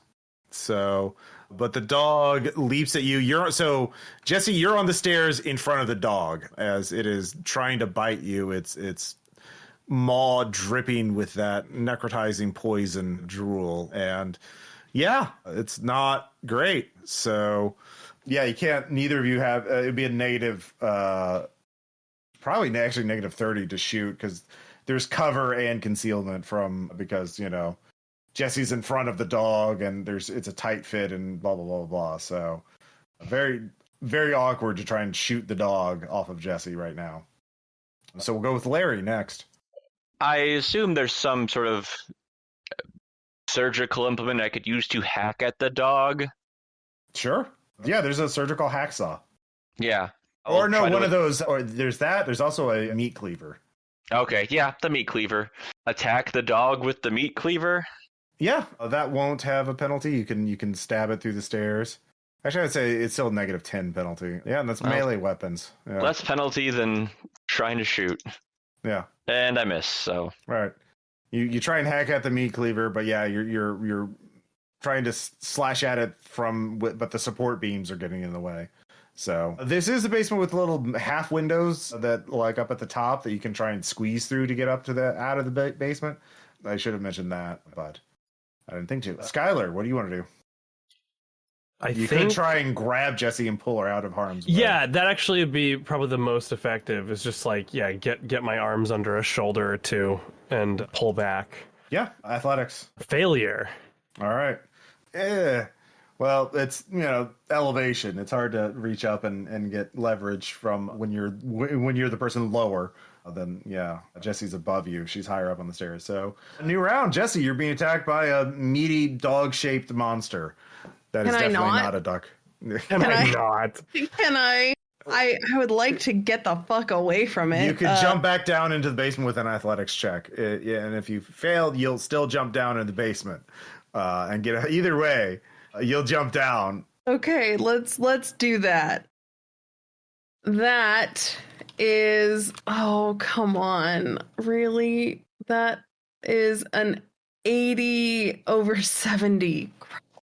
Okay, I'll give you two options. You can go to the left and fall into the pile of stuff, or you can fall to the right and fall on top of Skylar. Oh. Let's fall on top of the stuff, because at least Skylar could be useful, whereas the stuff may be less useful. Okay. You land, you don't land on your feet because you failed your check, and you feel something sharp pierce your leg. Take 2 points of damage. Yeah, I saw that coming. Yeah, that's not good. Now the dog's going to, what the dog doing? The dog is going to try and bite Skylar. Skylar is closest to him now. And it rolls an 11. So that is going to hit unless Skylar wants to try and dodge with another crit. Or unarmed combat and fight back, but yeah. Did get a crit. Skylar. Rob. Gosh. I think I will shoot at the dog with the pistol, because I don't know. The rifle's probably not like too cumbersome for a basement, but I don't want to use the Dog's bullets biting on... you now, so you can. Yeah, with an 11. So I guess I'll can I try to dodge and just Yeah. hope that something gets a little better here? you need 46 under 50. Yeah, because like I don't have much in the way of like melee, really. well, got a crit, so it still hits you. So let's see here. You only take 4 damage. It still sucks real bad. Yep, and your leg has now got this ooze on it that starts to burn. So yeah, and let's hear Larry. You have a clear shot on the thing now, or you can. All right, stab I him will immediately. try to shoot at the dog now. That's a miss. Okay. My God. Very loud in a cluttered basement. Yeah. And let's see here. Now it's your turn, Skylar. Now, if you right? want. Oh yeah, you did dodge. You tried to dodge. So I'm just like, ow, Yeah, yeah. fuck, oh shit, Yeah. oh fuck. So, a new round. Let's see here, Jesse. You something stabbed you in the leg a little bit. You know, you're definitely bleeding that leg, but you can still act. What do you want to do? Well, I'm gonna take out my gun and I'm gonna try and shoot the damn dog. Okay, roll. That is a 47 under 60. All right, roll double damage. So 2d10. That is 15. All right, you hit it in its side, and it convulses and falls over and then starts melting. Skylar immediately takes off his pants. All right, yeah, you clean it. Yeah, you manage to clean it off before it has a chance to, melt too much of your flesh. So you don't take any additional damage. So Can I do first aid on myself as well? You hear more sounds coming from outside. There's more. Yeah, well, we're still in combat. It looked like, one dog got here first, and then the others are going to be soon behind it. So Jesse acted. Larry, what do you want to do? Oh, I'm not sure. Should we try to come up with the other way to get out? You can run upstairs to try and close the door or get to your car. There's also the windows that we could try and get out of. Mm-hmm. Yeah, but I think we should take the stairway while we can, because that seems like that'll be less cumbersome. All right. And we can... Are you just going to get... You can get to the top of the stairs and just guard it for the others without doing anything, or you can... Where are you trying to go to? Top of the stairs and make sure everyone else can get out, and the dog's not going to come down. Okay. All right. So yeah, you got your handgun out. You'll get a free. You're in Overwatch. First Sure. dog that shows up, you'll take a free shot at it, which will happen in just a second. Skylar. I will put my pants back on unless they're too acidified and I'm just finishing out the adventure with my briefs on, and I guess go up the stairs. Okay. You limp upstairs. Okay, so you get up to the top of the stairs, and Larry, another dog, pops out in front of the front door. You can see it charging in. All right, well, I'm rolling to shoot. Mm-hmm.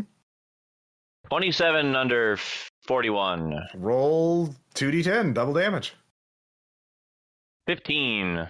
Dog's dead. They're working. So Jesse, you can get up there, and the three of you are up there. Where are you heading to your car? That seems good. Cars move fast. Yeah, cars do move. Car or Norma's. Yeah. Yeah. Okay. Actually. All right. So the three of you start running across the street towards Norma's house. All of you give me athletics checks and alertness checks. Oh boy, my favorite. All right, alertness for 19. Pass, and then fail the athletics. Failed the athletics, but you made the alertness? Okay. Yeah. Skylar fails both. Okay. Well, you've been bitten by a weird mutant dog thing, so yeah. So I failed the alertness and crit failed the athletics. Okay, crit fail the athletics is God. easy. You trip in the street. You had your gun in hand? Yeah. All right, it goes down the storm drain. Yeah. Give me a sand check for helplessness there, Jesse. Fuck. I don't pass that. Yeah, weird. That's 4. Oh boy, you needed that gun. Well, okay. You can project, yeah. Cause that's my breaking point. Yeah, you should project on something. 1d4 willpower and 1d4 off a bond, and that's how much you reduce the sand loss by. Jesus fucking Christ. 1 and 1. Well, that's. Did you still hit your breaking point? No, I don't, luckily. There you go. Sorry, Steve. So but it sounds like all of you failed your athletics check. That's correct. Yeah, you can see from the caretaker's house. Well, one of you made your alertness checks, though, right? I think Larry, you did. I made the alertness, yes. Yeah. So you can turn and see from the caretaker's house. That's the pet hoarder house. Actually, no, it's the regular hoarder's house, the one with the newspaper windows. A swarm of small rat-shaped things emerge from that and start pouring out the street towards all of you as you were limping towards Norma's house. Yeah, you do have a nerve cluster and a cooler. You also have your gun. Well, some of you have guns. And yeah, Larry, what do you want to, or no, Jesse, what do you want to do? You get up off the ground as you saw your gun slide into the storm drain. Yeah. Yeah, I mean, I don't have time to worry about it.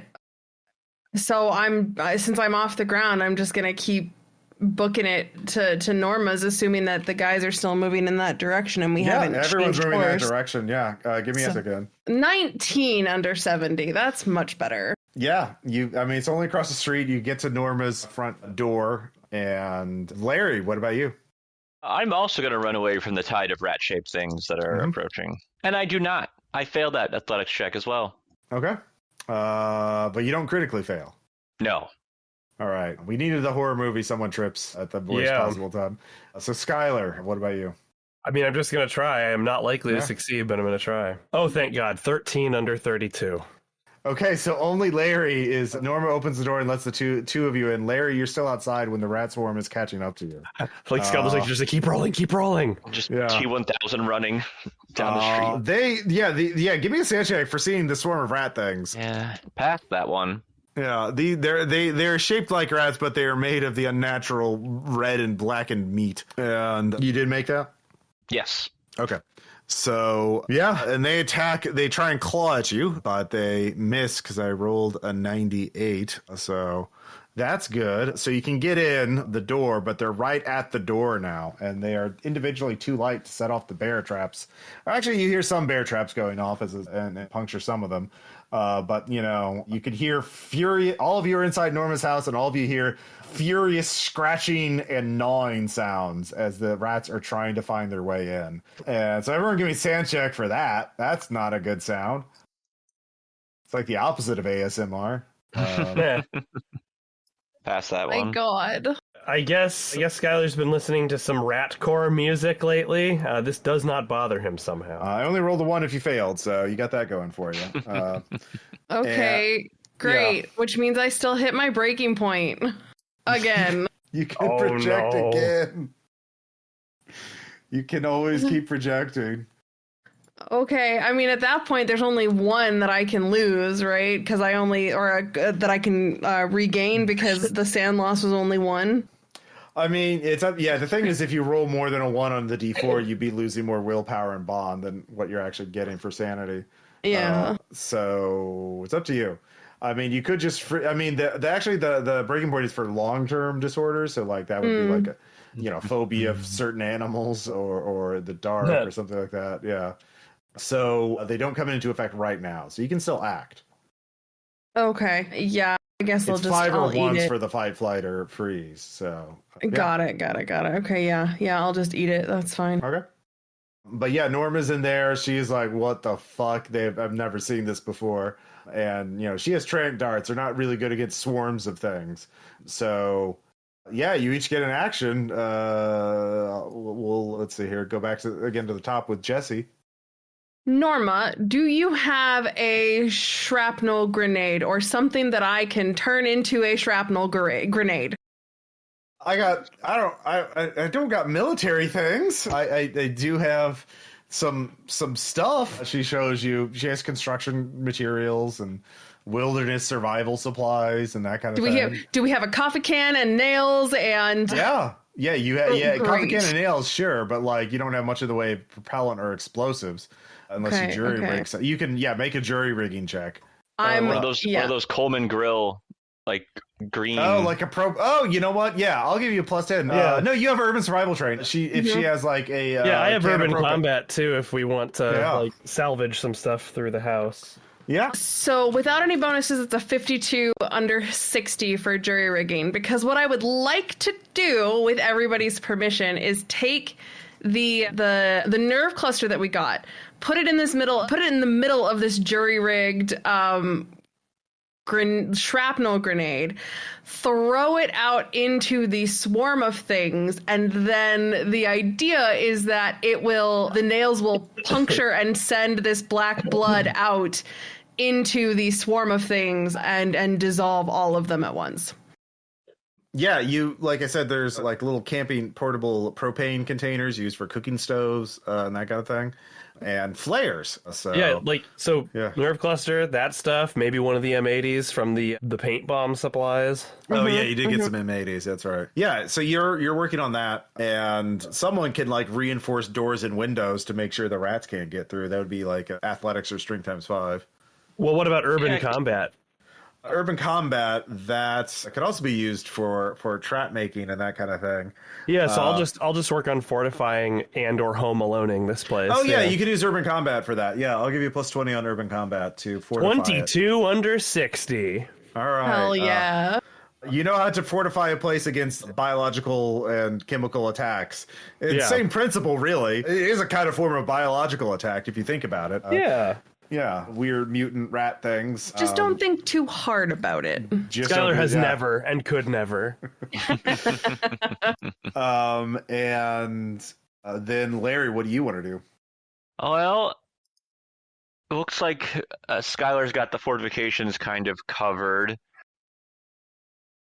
I don't really know what I want to do. She has an extra tranq rifle. She had a backup rifle. You could get that and load a dart ready to shoot at something big. Yeah, I suppose I could do that. Yeah. I will, go on Overwatch again, I suppose. Or actually, you could follow Skylar's direction and give Norma time to treat Skylar's wounds. Yeah, I could do that. What that would be? Athletics? Strength ×5 or athletics. Oh, strength ×5. Yeah, athletics, because I have 1% higher than that. And I fail. Okay. You're trying. I used up my good rolls earlier. Yeah, you did. But Skylar, Norma can try and treat your wounds while you're directing and helping. And she makes it. You only heal 1 damage, though. But oh, well, better than nothing. Yeah. And so the rats are slowly, methodically working their way through. But, so you can either wait till they bust down the front door through sheer mass, or how are you going to deliver the bomb? You have it ready, Jesse. You can light it and throw it, but how are you're inside the sealed building right now, and they're outside trying to work their way in. So how do you just open the door and throw it after lighting it and hope for the best, or what? Is there roof access? Yeah, I was gonna ask if there has to be some sort of access that Norma has given herself from the inside. Yeah, there is a crawl space, not really an attic, but like a crawl space. And she did set up a little window, a sniping position, really, but that's about it. You could kick it open and crawl out through that, but like it's not. Yeah. So, all right, Jesse, you get up to you go up the ladder into the crawl space. You see she has like a blind, like a shooting blind, hunting blind, and you can kick that open or push that out. That vent out, and then if you want to get on the roof, though, that's athletics. Someone can help you and give you a +20 on your roll, but like that's still athletics to get from that. You have to hook around up to the top, right? Like it's not. Sure. Yeah, so you have to hook around the side and pull yourself up, and then someone can hand you your bomb. So, and if you fall, you're out of the house entirely. Yeah, no, I get that. Yeah, I think I'm gonna, because I need to make sure that this payload gets where it needs to go. So yeah, so I guess I'm gonna try and get on that Or roof. you can if have somebody someone wants else some can help. do it. You don't have to I be mean, the one I'll assist because I think you have the highest athletics, Jesse. So Yeah. let's make sure that this works. All right. Yeah. Yeah, I appreciate that very, very much. Okay, and then that's a 62 under 70, so then with the plus 20, so 62 under 90, so we're good. All right, very good. You managed to get up. You can see the rats swarming below you. They notice you and start trying to build a little rat wall to get up to you. But World War Z rats. Oh yeah, Oh Jesus! these are determined, and they're definitely they are rat shaped, but they are definitely not rats. They don't their mouth they don't really have the more you look at them, the worse it gets. So like yeah. So then Larry hands you the bomb, and you're up on the roof. So yeah, you don't really have to roll. You could just light it and drop it on them. So because you can't really fuck that up too bad because you made all your sand checks. So Yeah.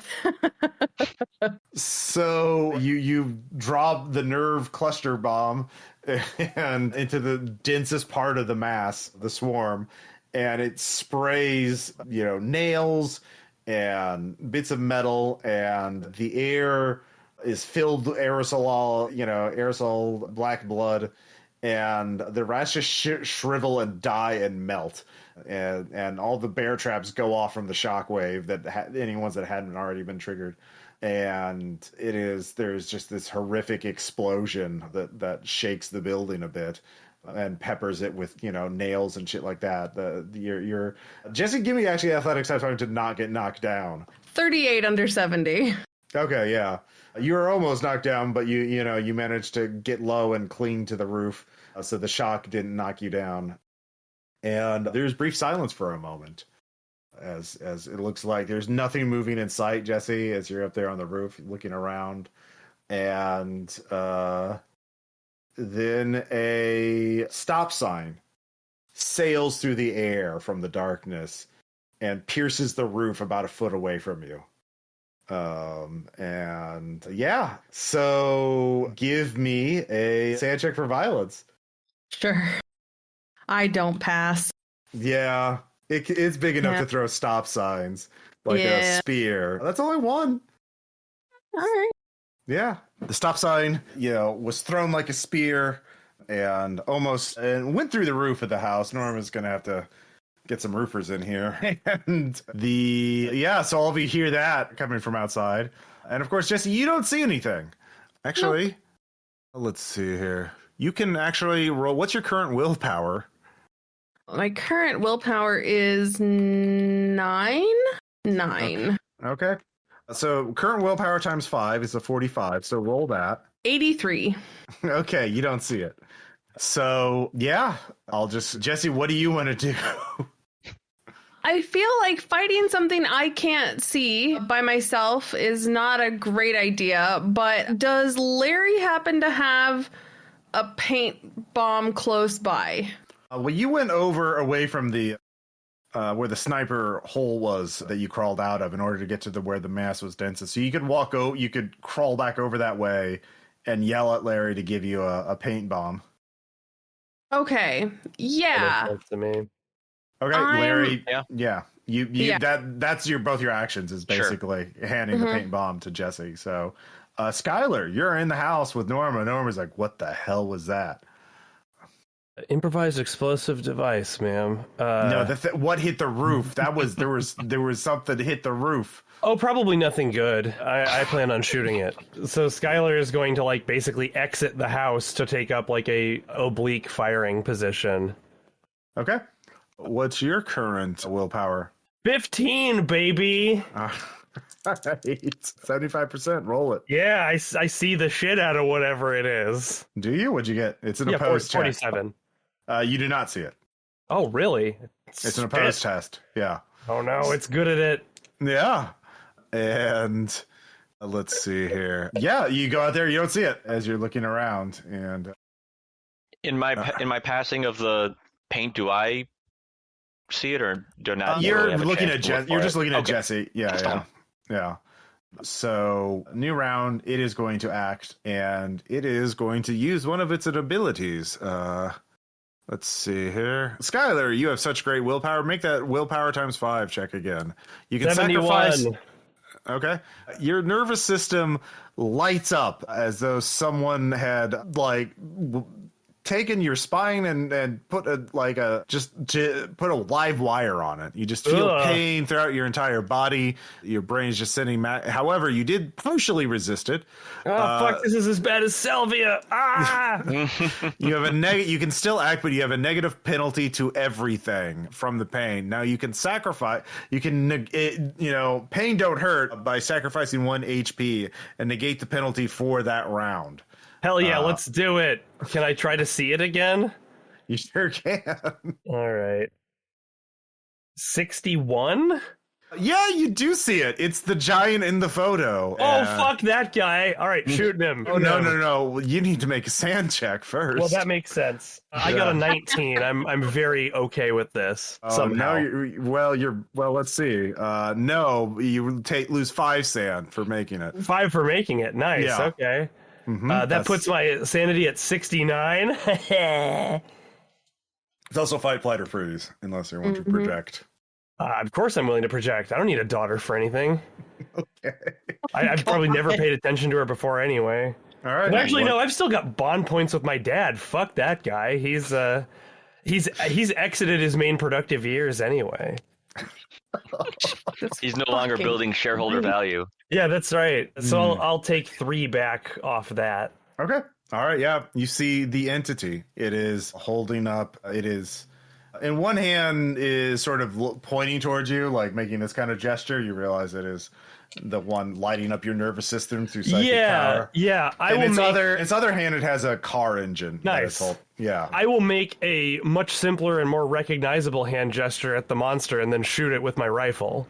All right. Yeah. It is a big target, but it is at long range. It is behind the houses across the street in the darkness. So you can kind of see it from the street light. So imagine just like it's sort of like part in shadow, part right. In darkness. So your base chance. So 47 under 60. All right. So you can roll normal damage with that. It is resilient to attacks. Now you did put the black blood on it. Yeah. Actually, no, a single drop. That's how much you put on there. There's actually a damage round. Roll D4. That's how much damage you inflict on it. Okay. 1. All right. You heard it. Jesse, Skylar's shooting at something. You can make a new willpower times 5 check. No, I'm good. Can my question though is, you had mentioned that in one hand it is holding a car engine. You don't see the car engine. I don't see the car engine. Okay. Well, then I guess I should. Well, you know what? Can I pull out my phone? Yeah, of course. I would like to try and use my phone, look through the camera on my phone. Yeah, you see if I can. Okay, yeah, no, great. It's a psychic effect. It doesn't work on technologies. You see it. Give me a sand check. Great. It's fine. I'm going to fail it anyway. It's going to be great. Let's see. Oh my God, I actually passed 14. Only 1. Awesome. Fantastic. It goes in my favor. Well, I'm guessing that it's a bit too far away for me to be able to hit it with this paint bomb based on where I can see it. Yeah. Yeah. You would have to throw like it's a football field away from you. Like you are not. Okay. And this is a bunch of spray paint cans tied to an M80. It's not aerodynamic. Yeah, not particularly graceful. Yeah. Yeah. So it doesn't form a nice tight spiral. No. I think that takes me back a little bit because I was not expecting it to be that far away considering the speed and energy with which it threw a fucking stop sign at the house. That sucks. Okay. And I don't have a gun anymore because I dropped it. So I think I'm just going to call down Norma Larry. has trank guns inside. Yeah. You gotta get to the trank guns. Now you can drop down. This is a 1-story building, so you can just drop down to the front door. Okay. You don't have to make a check for that. You're just doing like Skylar's out on the front little walkway to the driveway. So you'd be dropping behind Skylar and getting inside. That would, if you want to do that and pick up a gun, that would be athletics. Yeah, okay. I'll do an athletics check then and try and knock both of those things out at once. Wow, okay. Another 14 under 70. So all right, yeah, you're very adrenaline is flowing through you. You just push yourself and sort of slide down the shingling and just drop like a panther onto the front walkway and expertly pivot and get inside, pick up the tranq gun and turn to shoot next round. So then Larry. All right, can I see it? Are you just looking with your peepers? Yeah, that's all I've got really right now. I mean, you do know the memo, you know, yeah. Yeah, the camera, but I'm in like the attic crawl space thing, so I don't really. Oh yeah, you are in the attic crawl space. You can stick your head out and look around. Yeah. Okay. That's 7. So you do not see it. Yeah. All right. Well, because that is an opposed test. Yeah. Yeah. I'm gonna get out of this attic. Okay. You can give me athletics too if you want to go fast and do something else. I am not fast. All right. You get out of the attic, or you're basically out of the attic. You're climbing down. So it is going to act, and Skylar heard it. So it is going to throw an object at you. Sounds good. And that object is a car engine. So he hefts it up and just chucks it like you would be chucking a stone across a lake. And it is, despite it is very tall and very thin, but it is very strong. Because again, it is throwing this like a small stone. And that is 82. So that fails. It does miss. The car engine goes through the front wall of the building, of the house, and through, window just... Actually, it bounces off the wall. But pulverizes sort of the brick layer. Embeds itself in the wall, really. Yeah, just thunk. Yeah, you can feel the air go by you. Some dust puff by. Yeah. So, what do you want to do, Skylar? I want to make my last resource check, and realizing that it can make me not see it, like actively somehow make me not see it, but that doesn't work on technology. I want to take out one of those fucking goggle things that you put your phone on to do virtual reality so that I can freely aim my gun while seeing it. Yeah. Well, just get like a Google Glass or something. Yeah, you can still see it. Like you pierced its psychic availability. Oh, okay. Well, then fuck it. I'll just shoot it. Never mind. Yeah. Yeah. You made your opposed roll against it. So okay, I was unclear on if that was every time. No, it's once you pierce it, it's for the entire scene. It's just the sand check is worse for seeing it. Yeah. Okay. So I shoot it. I got an '3. I wish that I had lethality on this, but you would need more exposure. Like you're shooting you're shooting like a drops of blood into it. So my only thing that hurts it is the drop of blood. So if you want to do lethality, you would have to use more. Like that bomb you used to kill the rats would do a hell of a lot of damage against it. But of course, we just don't have more of that. Yeah, go and roll D4 again. 4 this time. All right, so that's 5 total. You've heard to it. It doesn't like you, and it starts walking towards you. And I'm gonna yell back over. We need more blood. We need more blood. Yeah, it just steps over a house and it gets into the front yard of the houses across the street with a step. And let's see here. I think Jesse is next. Yeah. Yeah, I'm gonna try and shoot one of the darts that Norma had in its body. Now normally it would be easy to hit it because it's big, but you're going to be one-handing a rifle because you're aiming with a cell phone. Yeah. So Would it be possible to like, okay, cool, it's in this direction, and then like toss my phone in my pocket and then aim where it was based on where I was looking through my phone? It's moving, like it's walking towards you, so like that. It's a moving target. Like it's the best thing is it's going to be a -30 to one hand and use the cell phone to aim. Like it's you could run up and get closer, and then you would have a +20 to hit it. So you'd only have a -10. Yeah. Does that make sense? It does. You But can see if how I'm- fast it can move. So like you putting the looking where it is and then putting the cell phone down and then trying to aim two-handed is not going to work. Like you can aim like this and then just hold the other end with the cell phone and then it's shitty either way. Like Okay. So how quickly does it move? it's like it's walking speed, but it's a giant, so it's fast. Like if he and I were moving at pace in the same scene, would we clear the same amount of space? Would he clear more? I think he can move 13 yards per combat round, so like 40 feet basically per step, or for a few seconds of walking. So yeah, Okay. he's pretty fast. He's almost as fast as the dogs. Okay. Well, so you say that I could just run up and shoot it and get a bonus. Yeah. But what if I just take all the tranquilizers in my hand and then run up and stab it in its leg? You can only effectively grip one dart at a time. Like they're pretty big, and you're just not able to get a grip around two darts at the same time. But you can effectively stab them with one dart. Yeah.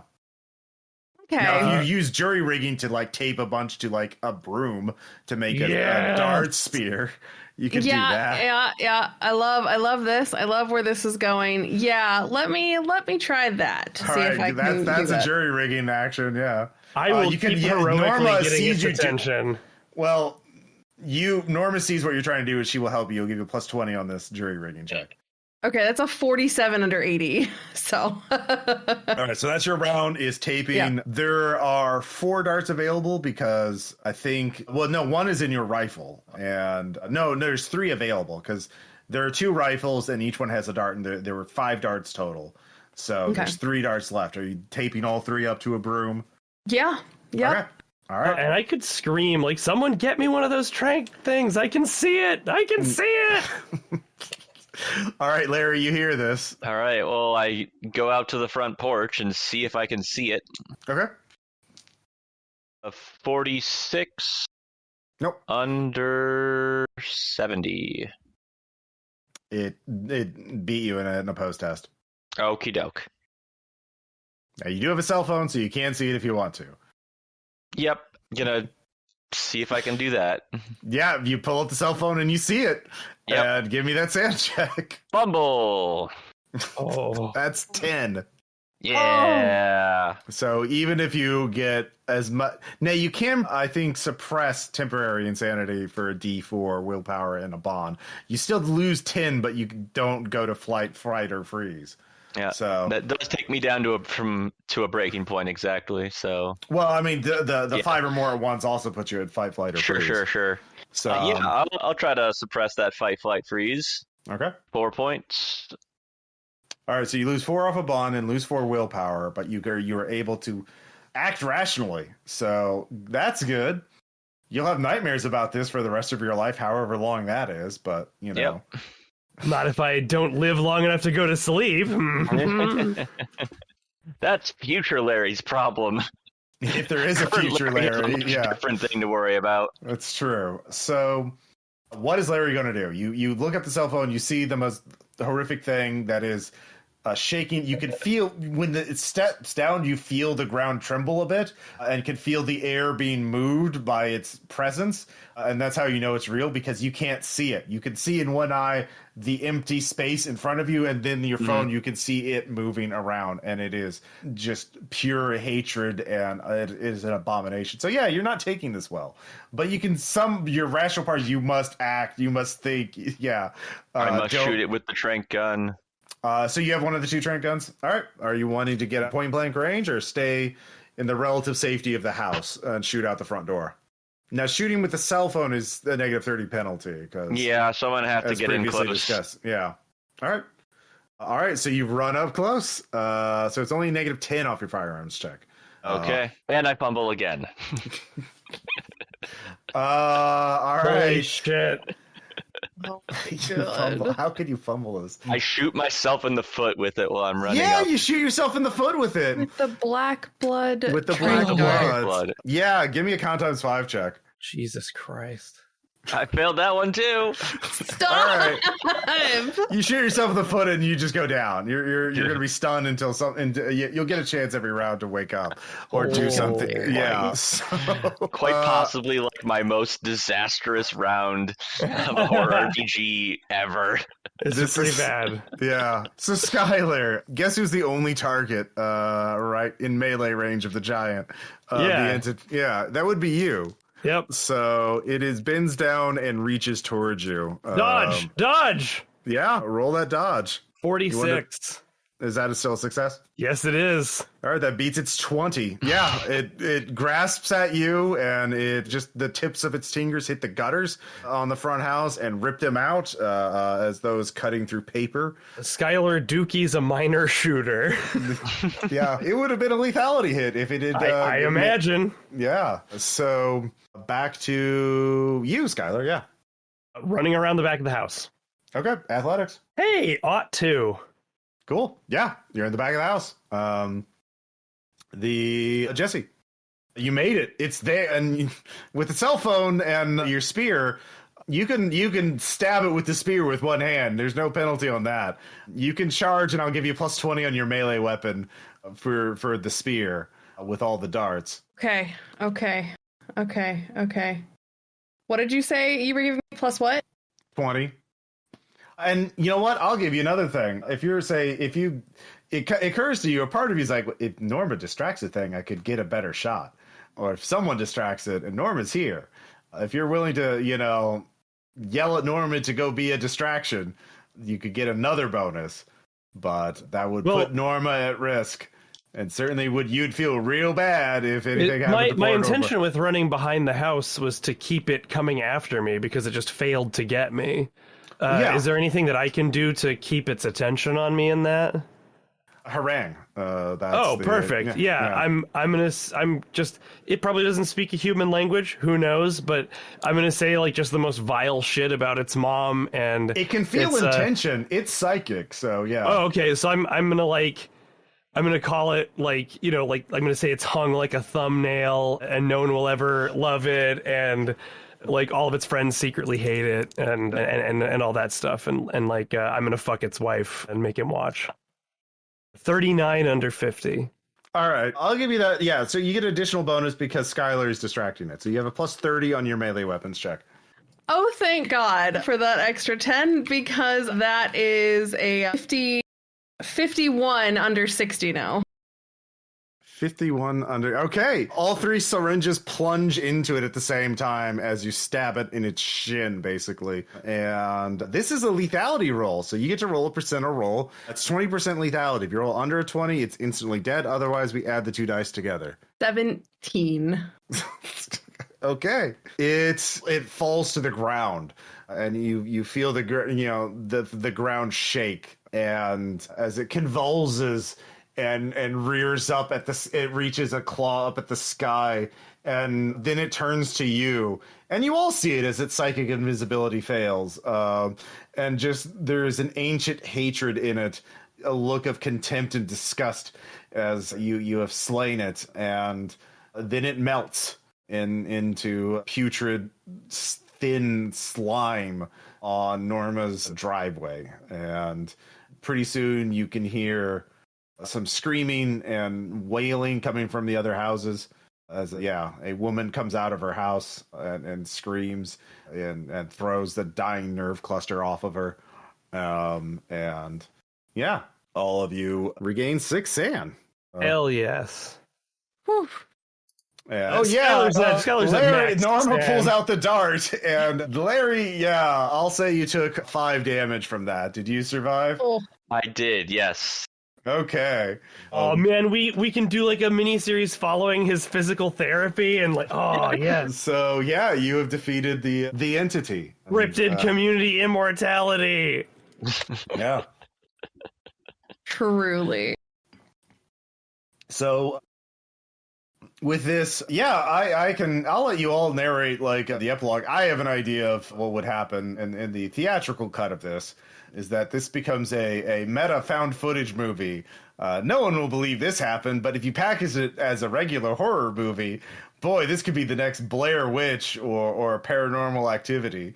And of course. Yeah. And then Skylar's going to market like the stuff they don't want you to know. Like, I will find the more conspiracy-minded people among the audience and sell them, like, a subscription service to get, like, the actual proof of the supernatural that we, in fact, have. Mm-hmm. Yeah. Footage of me shooting myself in the foot.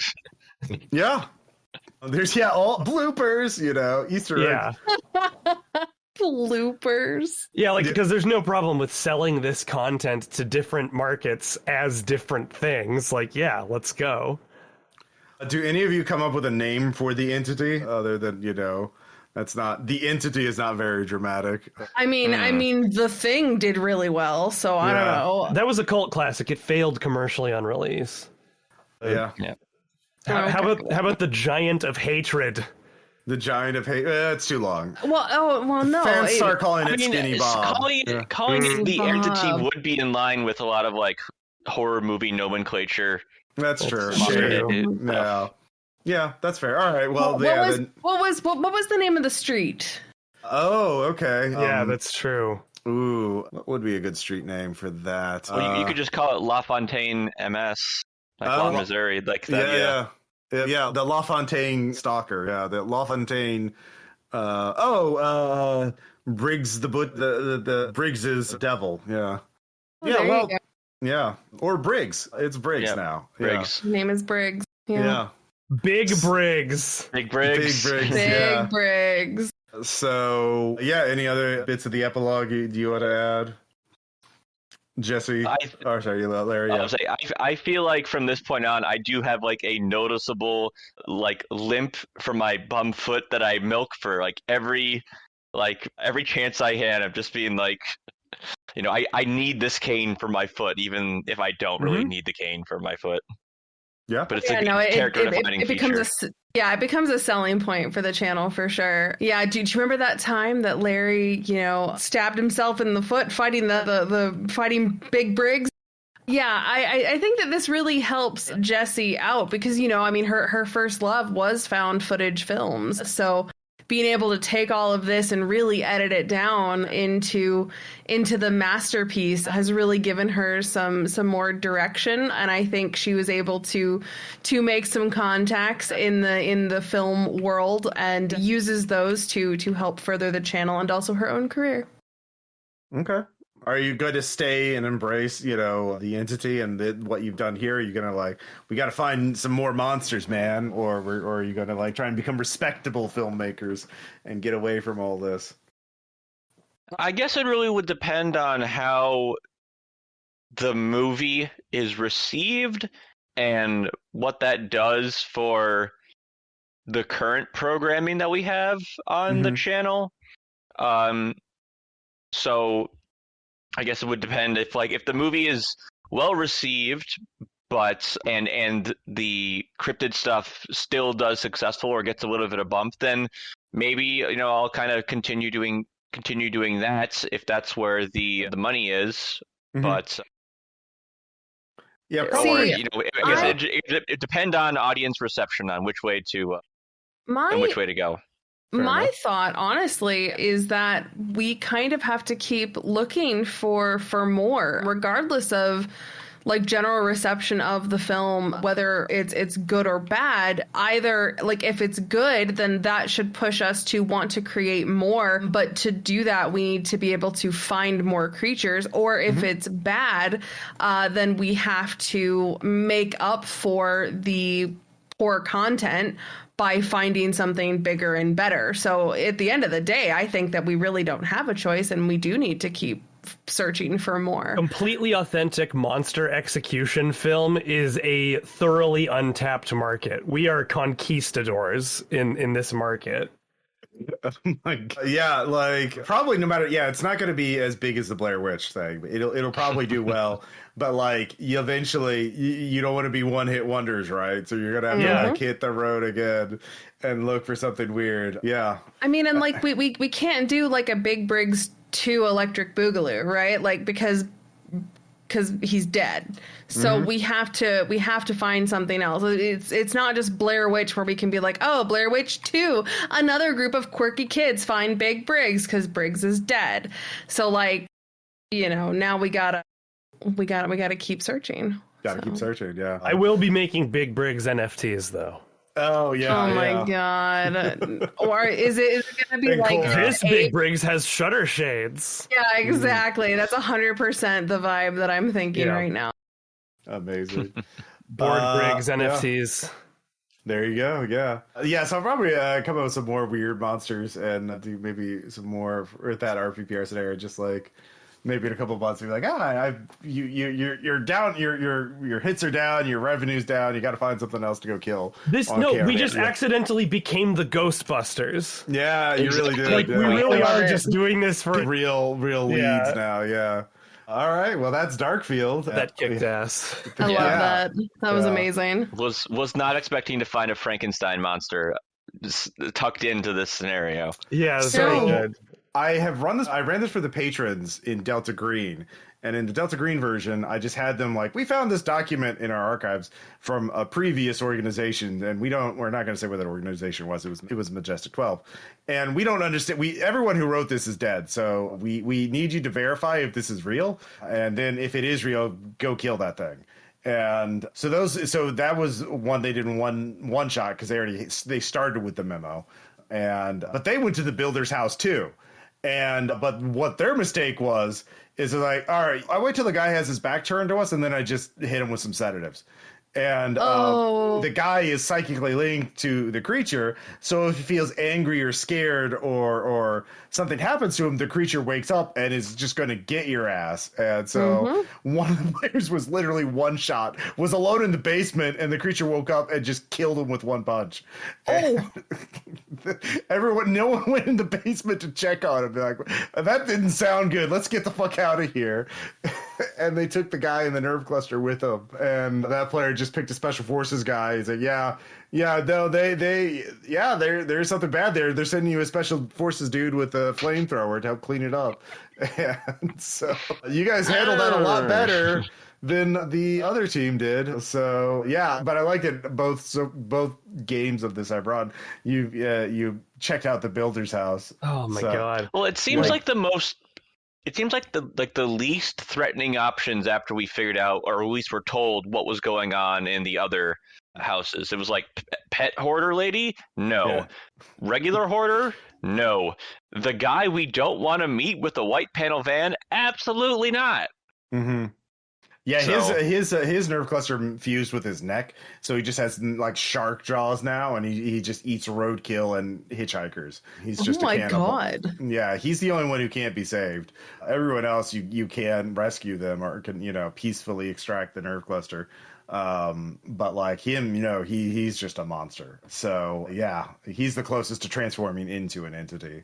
But yeah, that's fair. In terms of a scenario where it's just like there is a monster in this location, go find out about it and hunt it and like have a confrontation with it. I have to say, like, this is one of the best executions of that I've played in. Oh, thank you. Like, yeah, I was really happy with just like, it's just a weird street and everybody here is fucked up. And I think the relationship between the residents and the creature and the nerve cluster is like, I really like that dynamic because you have to deal with these. You have to mess with these weird NPCs to have a chance victims. Against the final. You can't just kill them. They're not. Yeah, they're like. I mean, you can, but like, it's worse if you just treat them as But like, I am all in for more enigmatic entities content at some point in the future if you want to. Yeah, well, if Trevor Henderson opens up his commissions again and I manage to get a slot, well, even if I don't, but like, yeah, I'll definitely do that if I can get another piece from him. But yeah, thank you all so much for playing. And we do have in the show notes links to all the podcasts for Rob and Max and V. And Fantastic. this scenario is available on the RPPR Patreon, patreon.com/RPPR.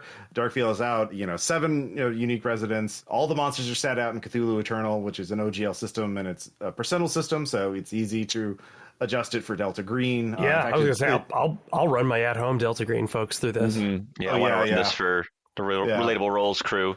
Yeah, Just because I feel like it's going to be very different because of the different options of what people can investigate.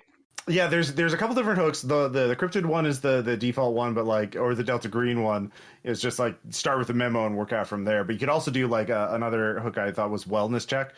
You're just all, especially if you have a smaller group, 2 or 3 people, you're like, Auntie Norma is being weird. Go check on her. And she's like, there's monsters in the neighborhood. And you're like, sure. Angela, Grandma, let's get you to bed. Yeah. And then you see the dogs and the birds, and you're like, what the fuck? But it's a pretty open-ended thing, so there's a lot of different ways you could hook into it. And you can change the backstory too. I never explained the cosmology of what this creature is. If it's a demon or an old one or it doesn't matter. An alien. Yeah, you could work it in any kind of modern horror system. It's just bad. It's just a bad guy. But yeah, cool. Well, that's all on there, and we'll have links to the scenario. And yeah, thank you all so much for playing, and thank you all so much for listening. So we'll talk to you next time. Bye. Bye. Bye. Let's see here. Stop recording. Yeah, I will